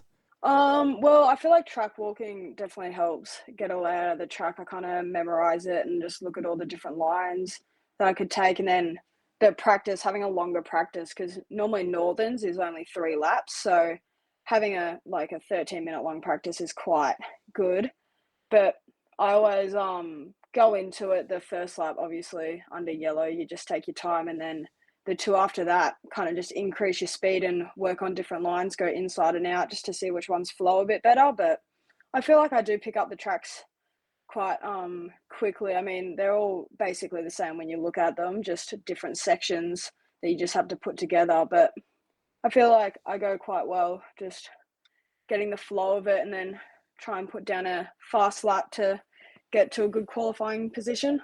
Yeah, well, hopefully we sort of have some repeated tracks next year that you've raced before. So it's not your first time there each time, because I think that's got to be challenging. Like I sort of said before, you've made some massive improvements, not just this year, but even since last year overall. Like, what have you been doing to drive those improvements? And do you do like off-bike training and ride during the week or anything like that? Yeah, I do a lot of off-bike training in the gym. I've got a home gym, which comes in very much handy for just all the workouts. So I have a program with MX conditioning, which gives me motocross-based workouts, which help with just like your cardio and fitness, and then just like your normal weights workout. And then I do some weekends, well, I try most to go to ride parks just to practice on the bike and just get used to everything. And then always the weekend prior to race days, I'm always at a track just to get that last minute, just practice on the bike before I go racing. Yeah, just to get it all dialed in, both yourself and the bike. Yeah, just see the feel, just see what I'm feeling. Yep. Seeing if it's going to be a good race weekend. Yep. And away from motocross, do you have any other sort of other hobbies, and is there anything else that you're into? I do love going camping and full driving, so that kind of plays a part, just going out. But I'm more just either out doing that or out with friends, really, and just or working. There's no much downtime. Yeah, not when you're trying to fund a motocross racing sort of career, I guess you'd call it. Do you have goals it's definitely not cheap. No, it's definitely not. Do you have goals to take it further, or is sort of the VIX where you want to get to, or what's your plans and ambitions?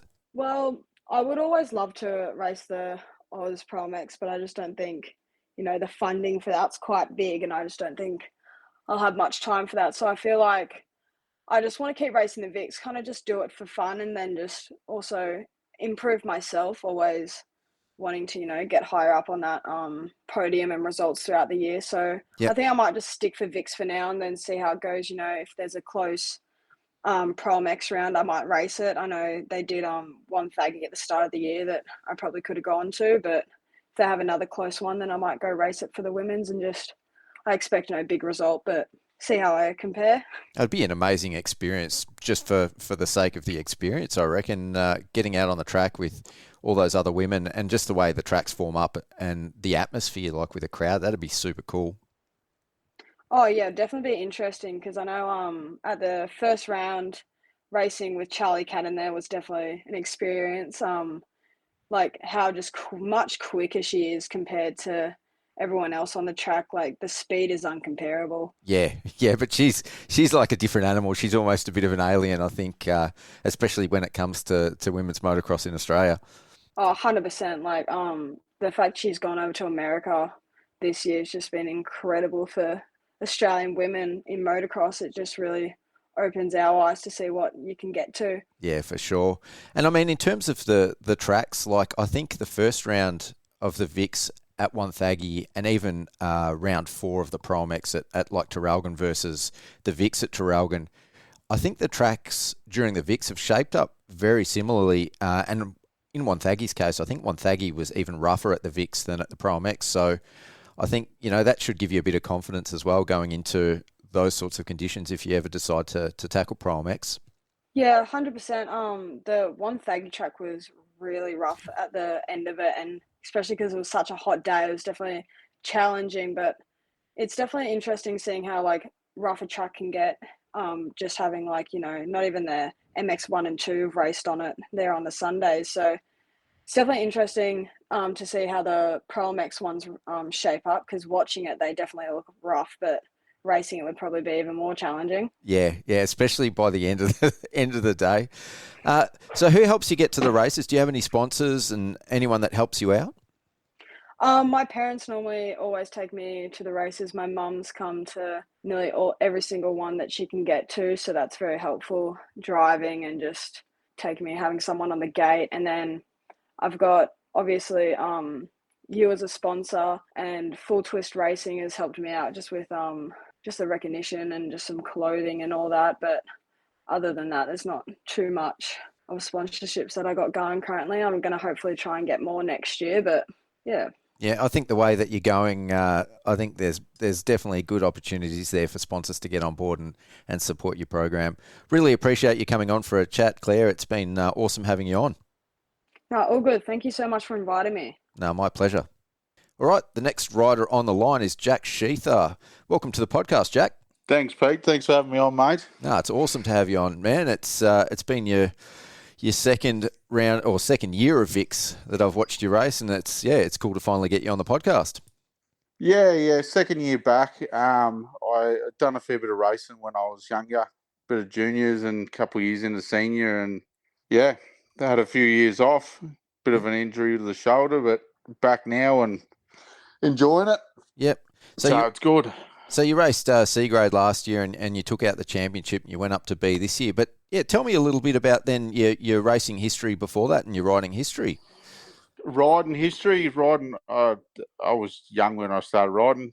As everyone does, you start on the Pee-wee and then up to the Pee-wee 50, the Pee-wee 80, and then up to, I think, the next bike, I got a KX 60.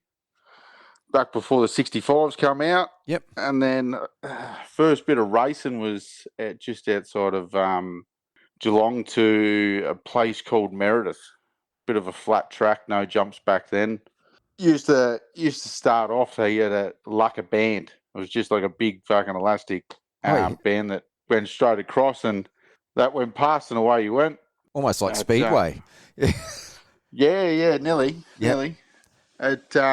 From there, I stepped onto an 80 and started doing a couple of the regions, joined up at, I actually think Breakwater had just closed, so we joined up at Barrable and started doing a bit of racing out there and started doing a few regions, and yeah, it just sort of gets bigger from there. It just snowballs, doesn't it? You from regions to Vics to a couple of Aussie titles there, and up to seniors, and I think I've done the under-19s 1 year for the Nationals, and oh wow, yep. I had an off 1 year at Horsham over them big rollers. Yep. And done my shoulder, done a fair bit of damage to that, so took a bit of time off, and I was 18 at that stage, so it was sort of just getting into work and stuff like that. So stood away from the bikes for a bit, and yeah, I was silly enough. Yeah. Can I ask, how old are you now? I'm 28 now. Oh, yeah, so you had a fair bit of time off.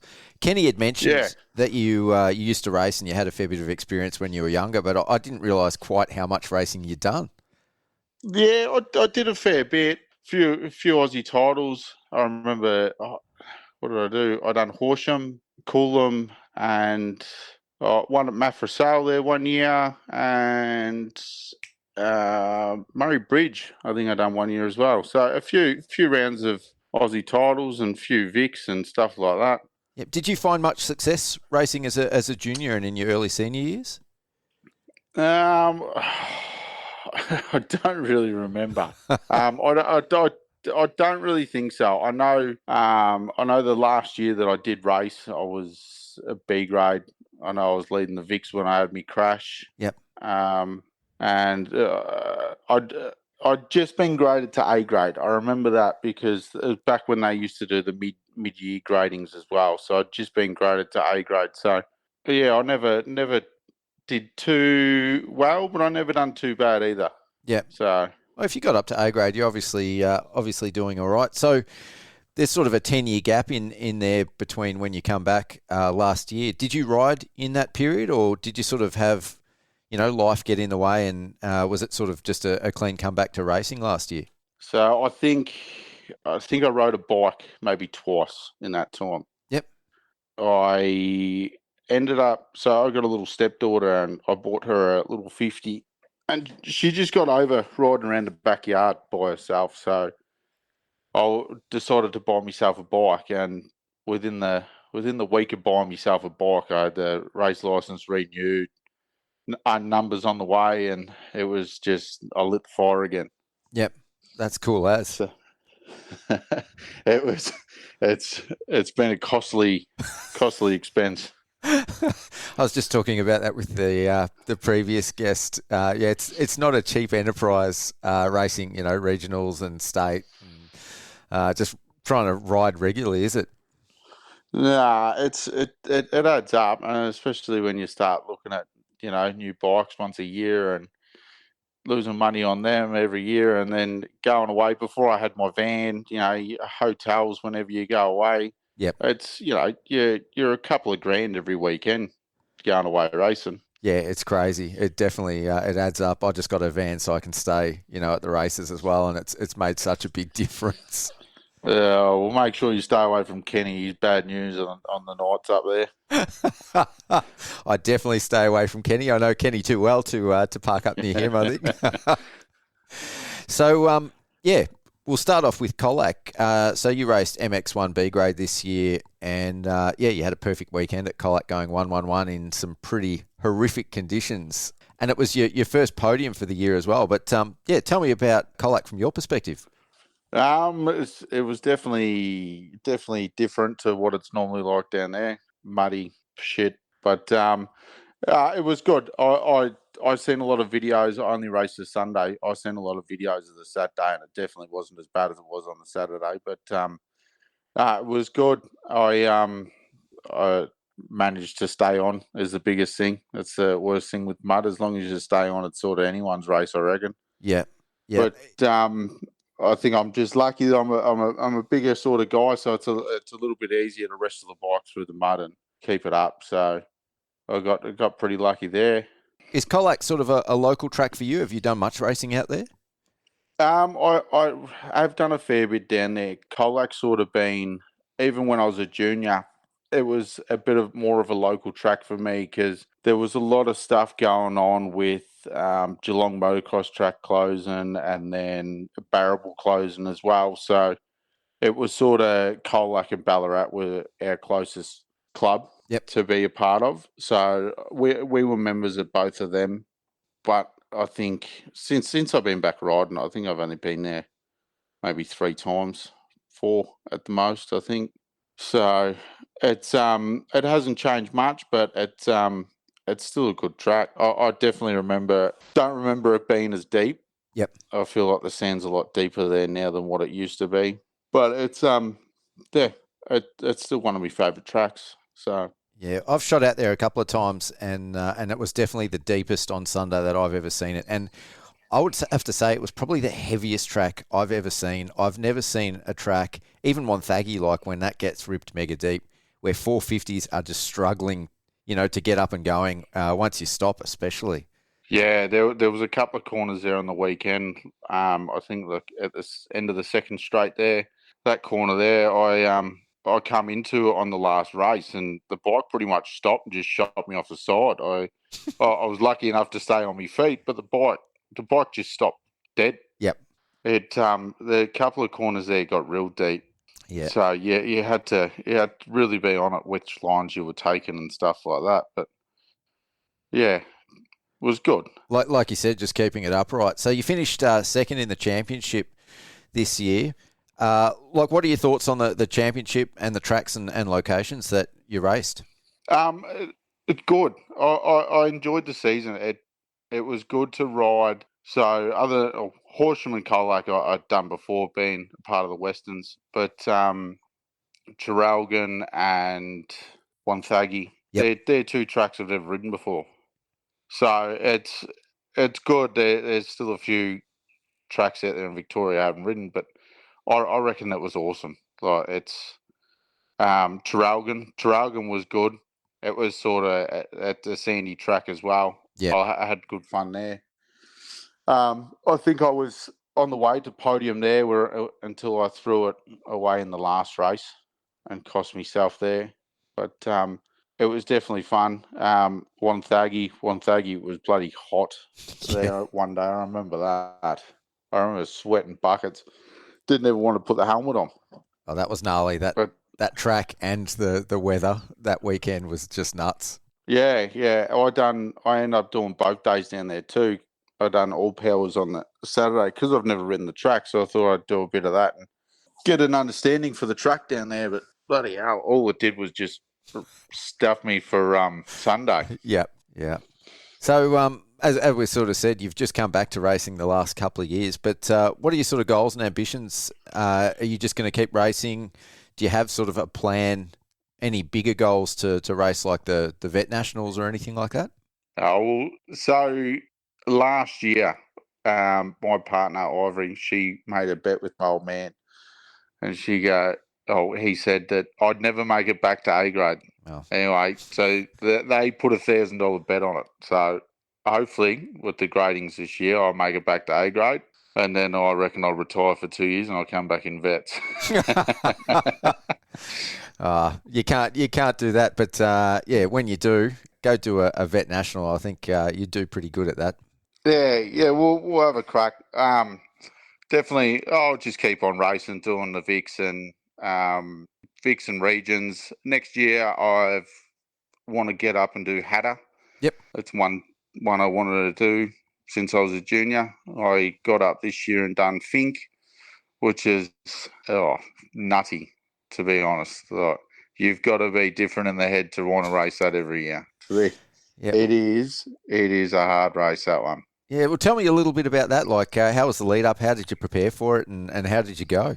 The lead up was just pretty much every weekend we were up at Rainbow, just riding deep sand and just trying to get the strength in the legs and the backs and trying to get used to that speed. But getting up there, we done a week pre-running the week before, and it probably hands down the most fun I've ever had riding a dirt bike. That pre-run week was grouse. You ride a bit, you do a bit of a section, and it was just fun. Great bloke, great group of blokes I went up with.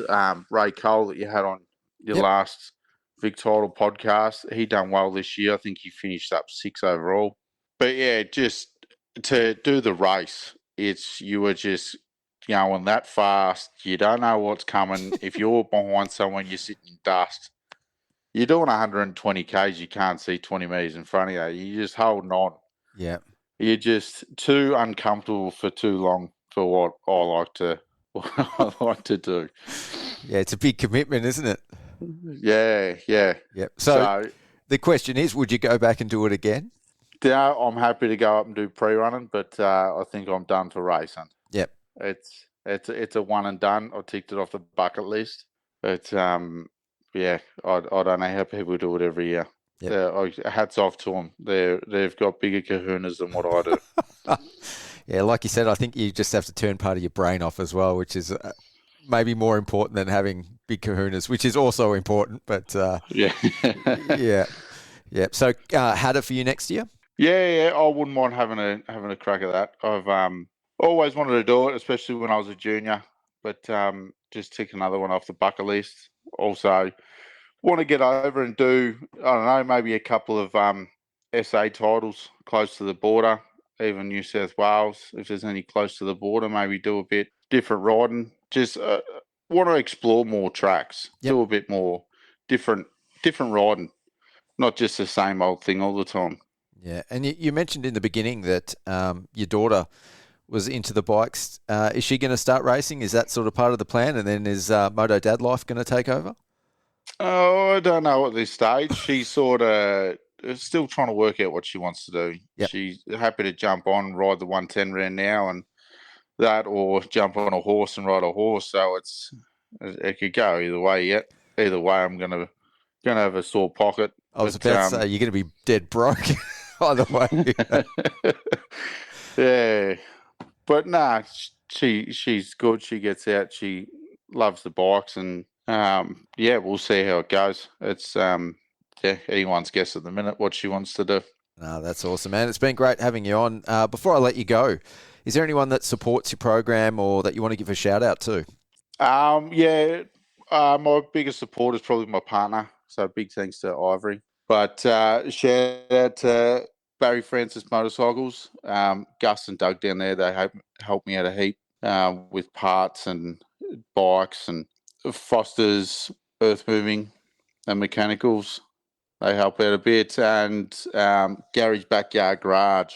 He does a bit for me too, and Glenn McKnight Electrical. He helps out as well. So a couple of good people there that help out a bit. So anyone that needs electrical work or needs some crushing done or new bikes, there's some people to help you out. You got it covered. Well, thanks for heaps for coming on, and I look forward to catching you at the races again soon. Awesome. Thanks, heaps, Pete. Cheers, Jack. See you, mate. Bye. All right, the third rider on the Vic MX show tonight is Jesse Clempson. Welcome to the podcast, Jesse.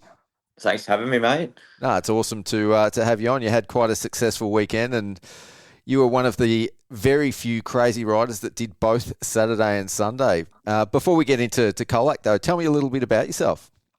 Well, I'm 28, a plumber, and been riding ever since I was a kid, basically. My old man got me into dirt bikes from basically when I was born, and I've been addicted to them ever since, and raced a little bit when I was younger, 16 to 19, and then once I turned 18 and found girls and stuff and nightclubs, that sort of slowed the racing down a bit, but finally grew out of that and into it flat out now more than ever before. So enjoying it more than I ever have. Yeah. And it's good fun to be racing again. It's awesome. Speaking of enjoying it, we were just talking about it off air, but Colac, the whole weekend was, let's just call it challenging.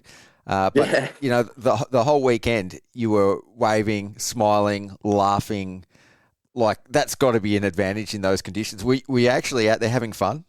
Yeah, I was trying my hardest to have fun. I had a couple of mates there with me egging me on. So when I was coming in, I was like, shit, boys, if this gets much worse, we might have to go home. But, you know, winning as well, it actually made me happy. So, pushed them through it. And every time I thought about complaining, I'm like, mate, if you don't laugh, you cry. So I tried my absolute best to enjoy it. And every time I come in, I was just laughing about how sloppy it was. So, you know, that was what I was trying to achieve and ended up working. Yeah.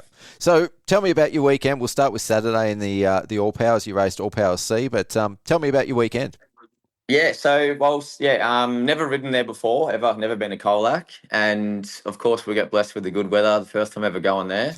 Basically, I've got my mates that come down with me to help me out, and practice was really good. Like, in terms of the track, I just cruised out there to learn the track for the whole practice. And then, basically, when the first race started, of course, it just pissed down as soon as we lined up.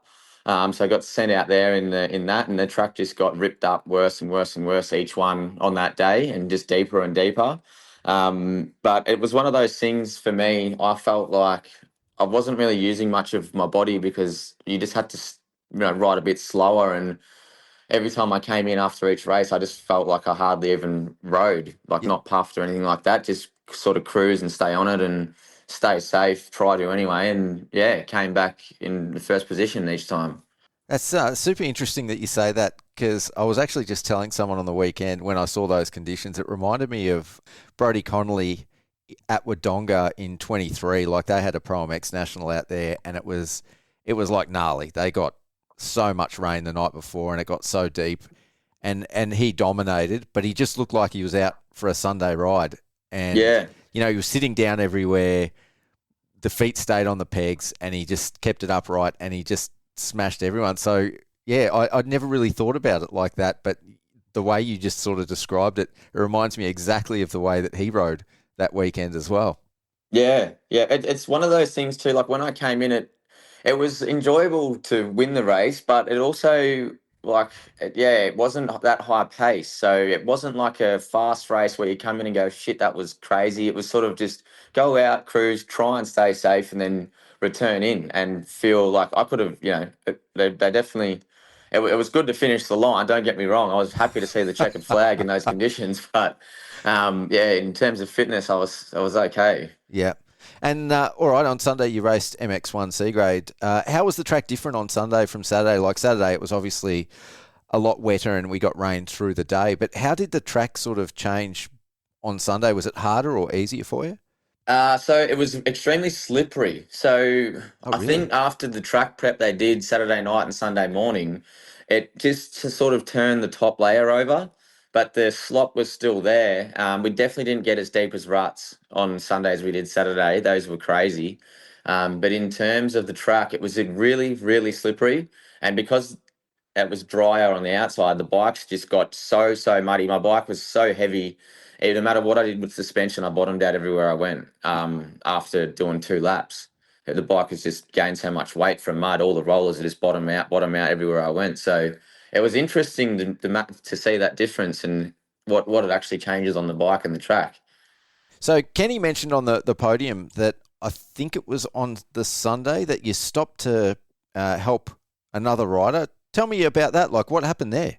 Oh, so when we took off, Alex was in front of me. He got me on the first corner, and then a lot going around the track. And then he got, as soon as we hit the rollers after the start, he swapped out sideways and crashed in front of me. And I was pretty close to him, probably like 3 meters away when he did it. So I didn't have much time to slow down or move or anything.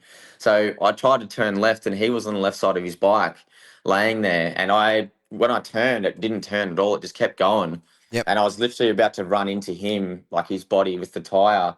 So I sort of had to give up, and I full dropped the front of the bike down in the mud, and crashed myself just to try and avoid hitting him. And then that's when Benny overtook the both of us, and then that was actually the funnest race of the day.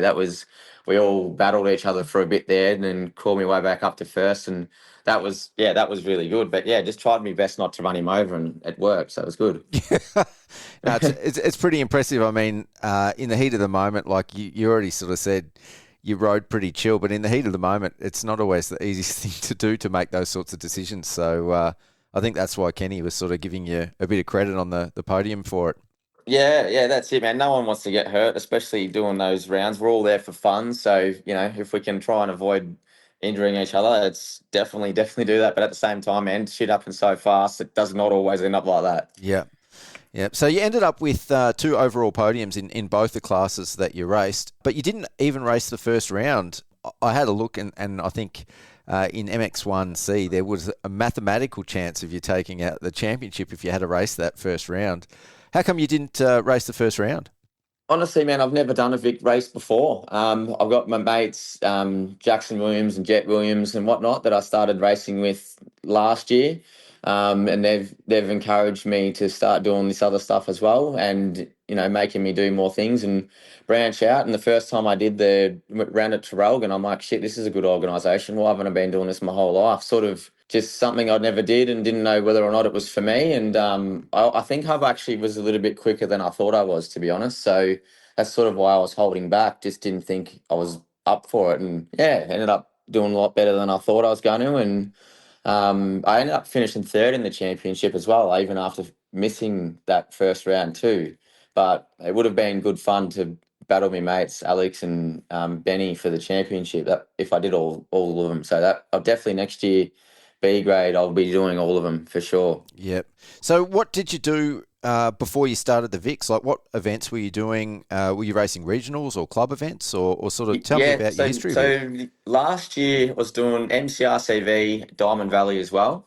So I was doing all the Diamond Valley motocross rounds, Gippies here and there too, and mainly the Sandmasters. That was what I was doing at Rosebud. So they've been awesome, and just Gippies and Sandmasters. But first year of Vics this one, and it was a real eye opener to see how it's all organised and differently ran. So it was really good. Yeah. So are you doing the Sandmasters this year as well? Yes, I am. Yep. Yeah. And how's that going for you?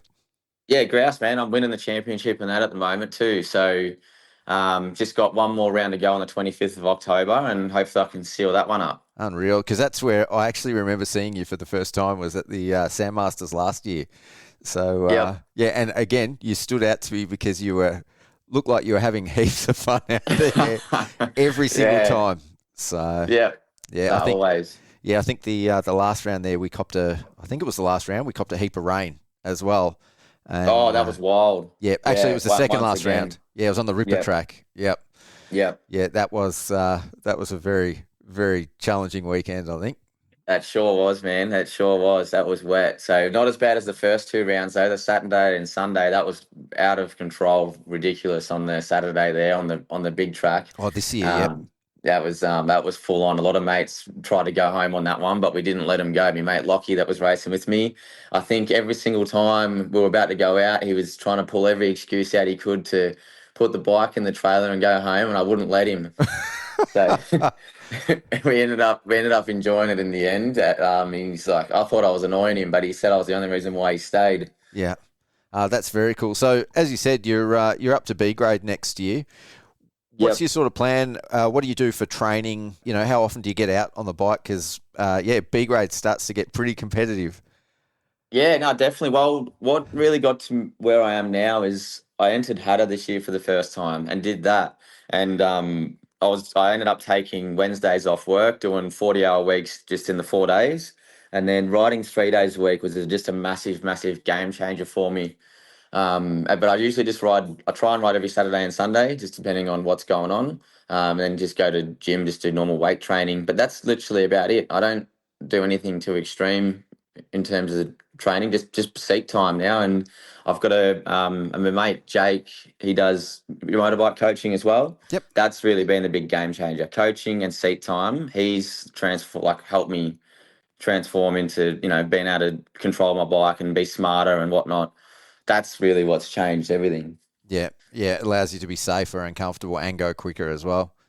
That's it, yeah. Well, it was just trying to pick smart lines and then teach me that for Hatter. That's what helped me with that, and that's what even on the weekend, just everyone's trying to do the same line, and I just tried to find every other line every time I could, even if it's slower. Just try and find it, and if it's good or not when you go through it. Yeah.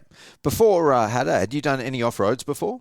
Yeah, so I was doing those with Diamond Valley and MCRCV, but no Vic rounds or anything like that, just standard club rounds. Yeah. And so how did you find Hatter? It's a pretty sick event, like with so many riders, and there's really nothing like it, is there? No, that was a full eye-opener for me. Like, I would strongly recommend that to anyone that's ever thinking of it. And the same thing as well, like I didn't think I was going to do as well as I did, and that's probably why I never entered it in the past. And, it's just... You just got to do everything. Any chance you can, just do whatever you can. And I should have done it earlier, but 28 now, and I did it for the first time, and I guarantee I'll be there every single year I possibly can for as long as I can. Mate, 28, you're still a spring chicken. Yeah, sometimes. So in terms of the racing, have you got any goals in the sport, or are you sort of just taking it year by year?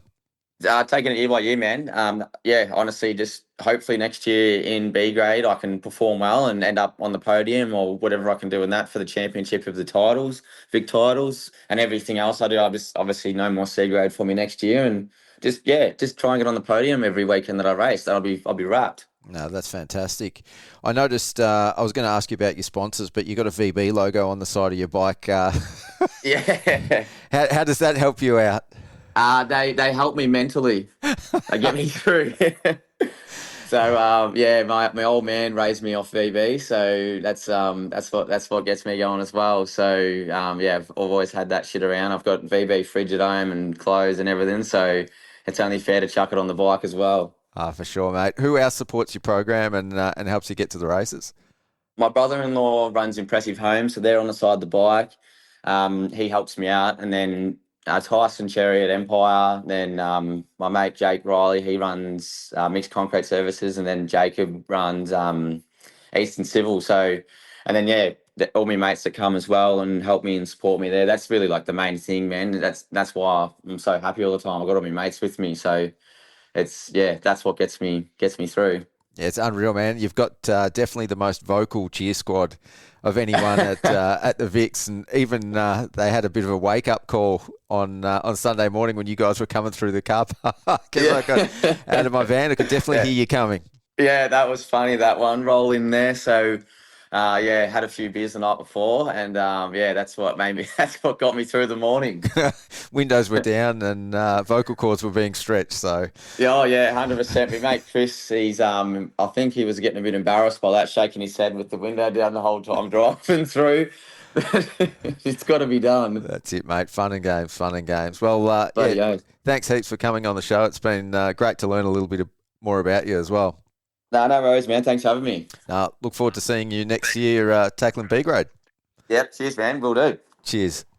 All right. Our final guest for this episode of the Vic MX Show is Emily Lambert. Welcome back to the podcast, Emily. I think I had you on last year, didn't I? Yes, thanks for having me. How have you been, and how's your week been after a pretty epic round at Colac? Yeah, I've been busy cleaning up all the gear, the van, everything like that. It's taken a while to get everything sorted again. Oh, I can imagine. How hard was it to get all that sand and dirt and everything else out of the bike? It was pretty heavy, pretty caked in there, but yeah, not too bad. Yeah, nothing a pressure washer can't fix? No, not at all. Before we get right into it, I've got a little bit of a wager with Kenny because it's something that comes up on the podcast every time your name comes up. So he likes to claim you as a Victorian. You do live over the border in South Australia, but just for the record, do you consider yourself to be a South Australian or a Victorian? That's a tough one. Well, I'd say I'm a South Australian, but to the motocross community, I'd say I'm a Victorian. Yeah. His criteria was, are you a member of any clubs in South Australia? No, I'm not, and that's how he always says I'm a Victorian. Yeah, he definitely claims you as a Horsham local, that's for sure. Definitely. So tell me a little bit about Colac from your perspective. You raced on the Saturday. The weather was pretty horrendous. The track was very deep. It was a lot sloppier on Saturday than we saw on Sunday. But, tell me about it from your perspective.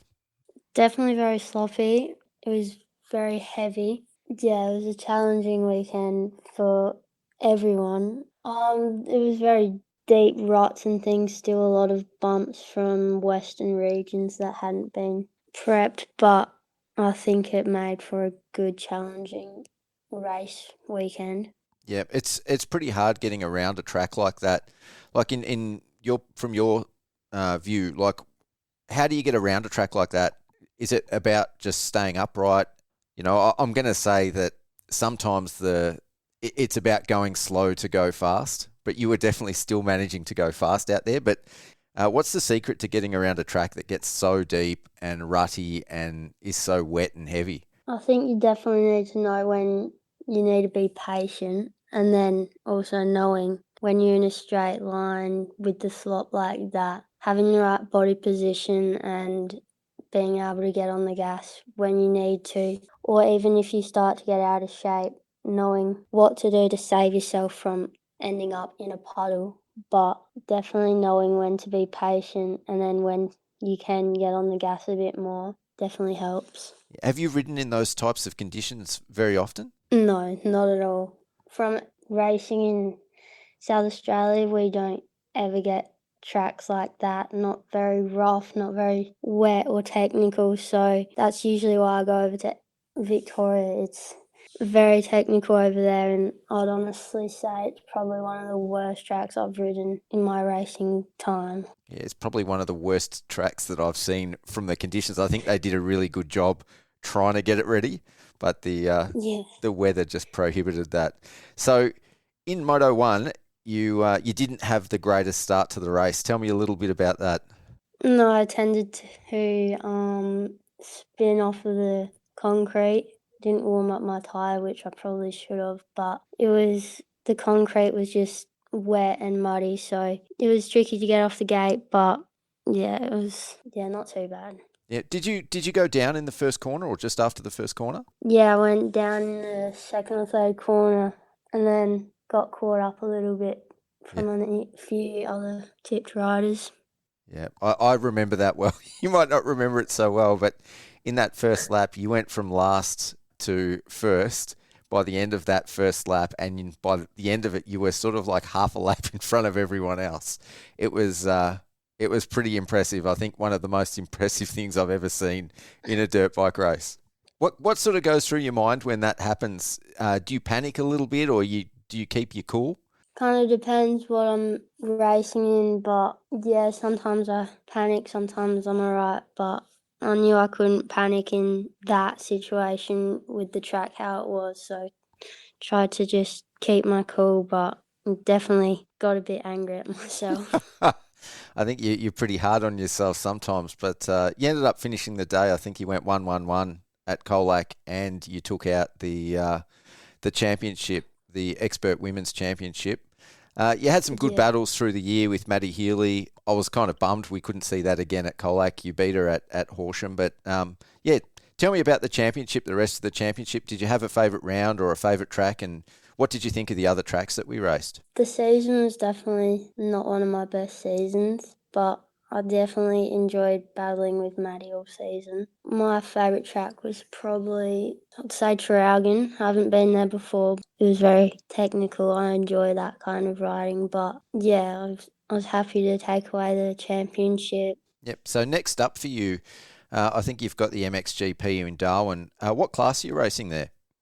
Oh, the women's one, yeah. Yep. And so how did you qualify for that? Like, what's the process to qualify for that class? Just got to put in a application sort of thing, and then they pick who they think would be the best to go there. And yeah, luckily enough, I was picked. So yeah, stoked with that.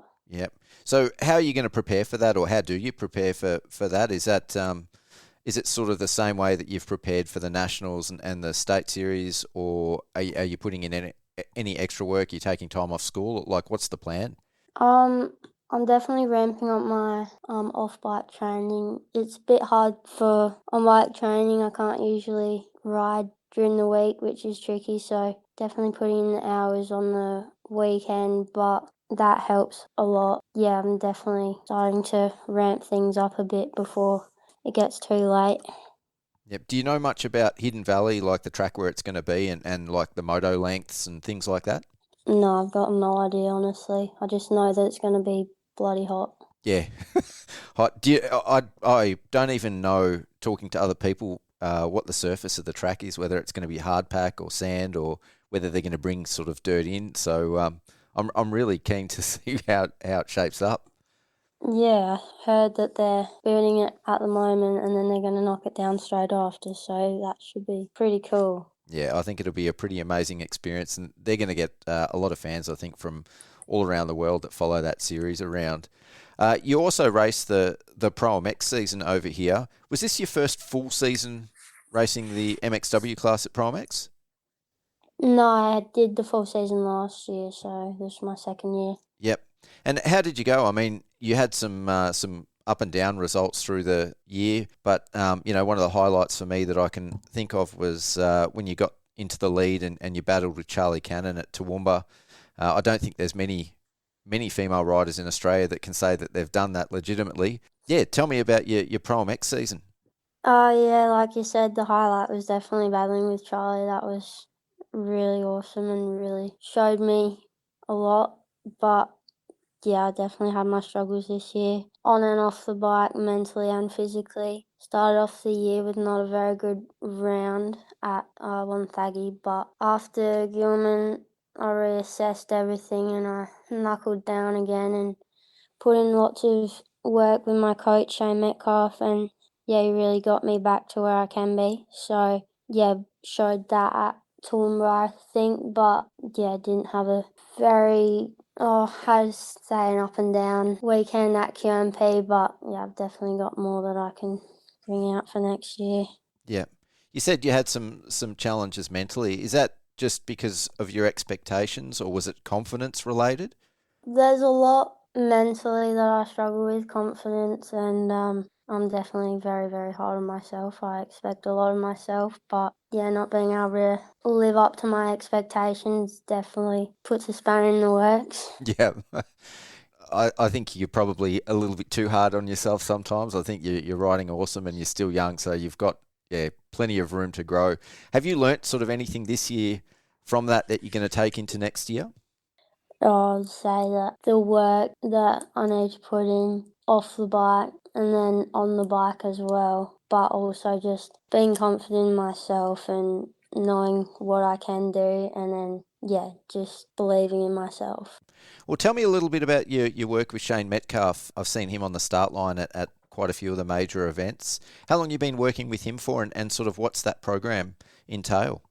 This is my second year with him.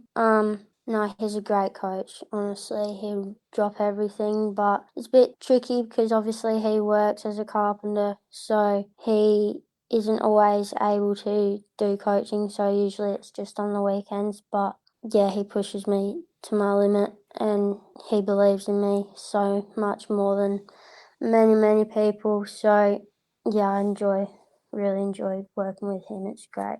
Yep. So he does a lot of on-bike coaching stuff as well? Yeah, he's my on-bike coaching, but he'll also guide me off the bike and do my mental side of it.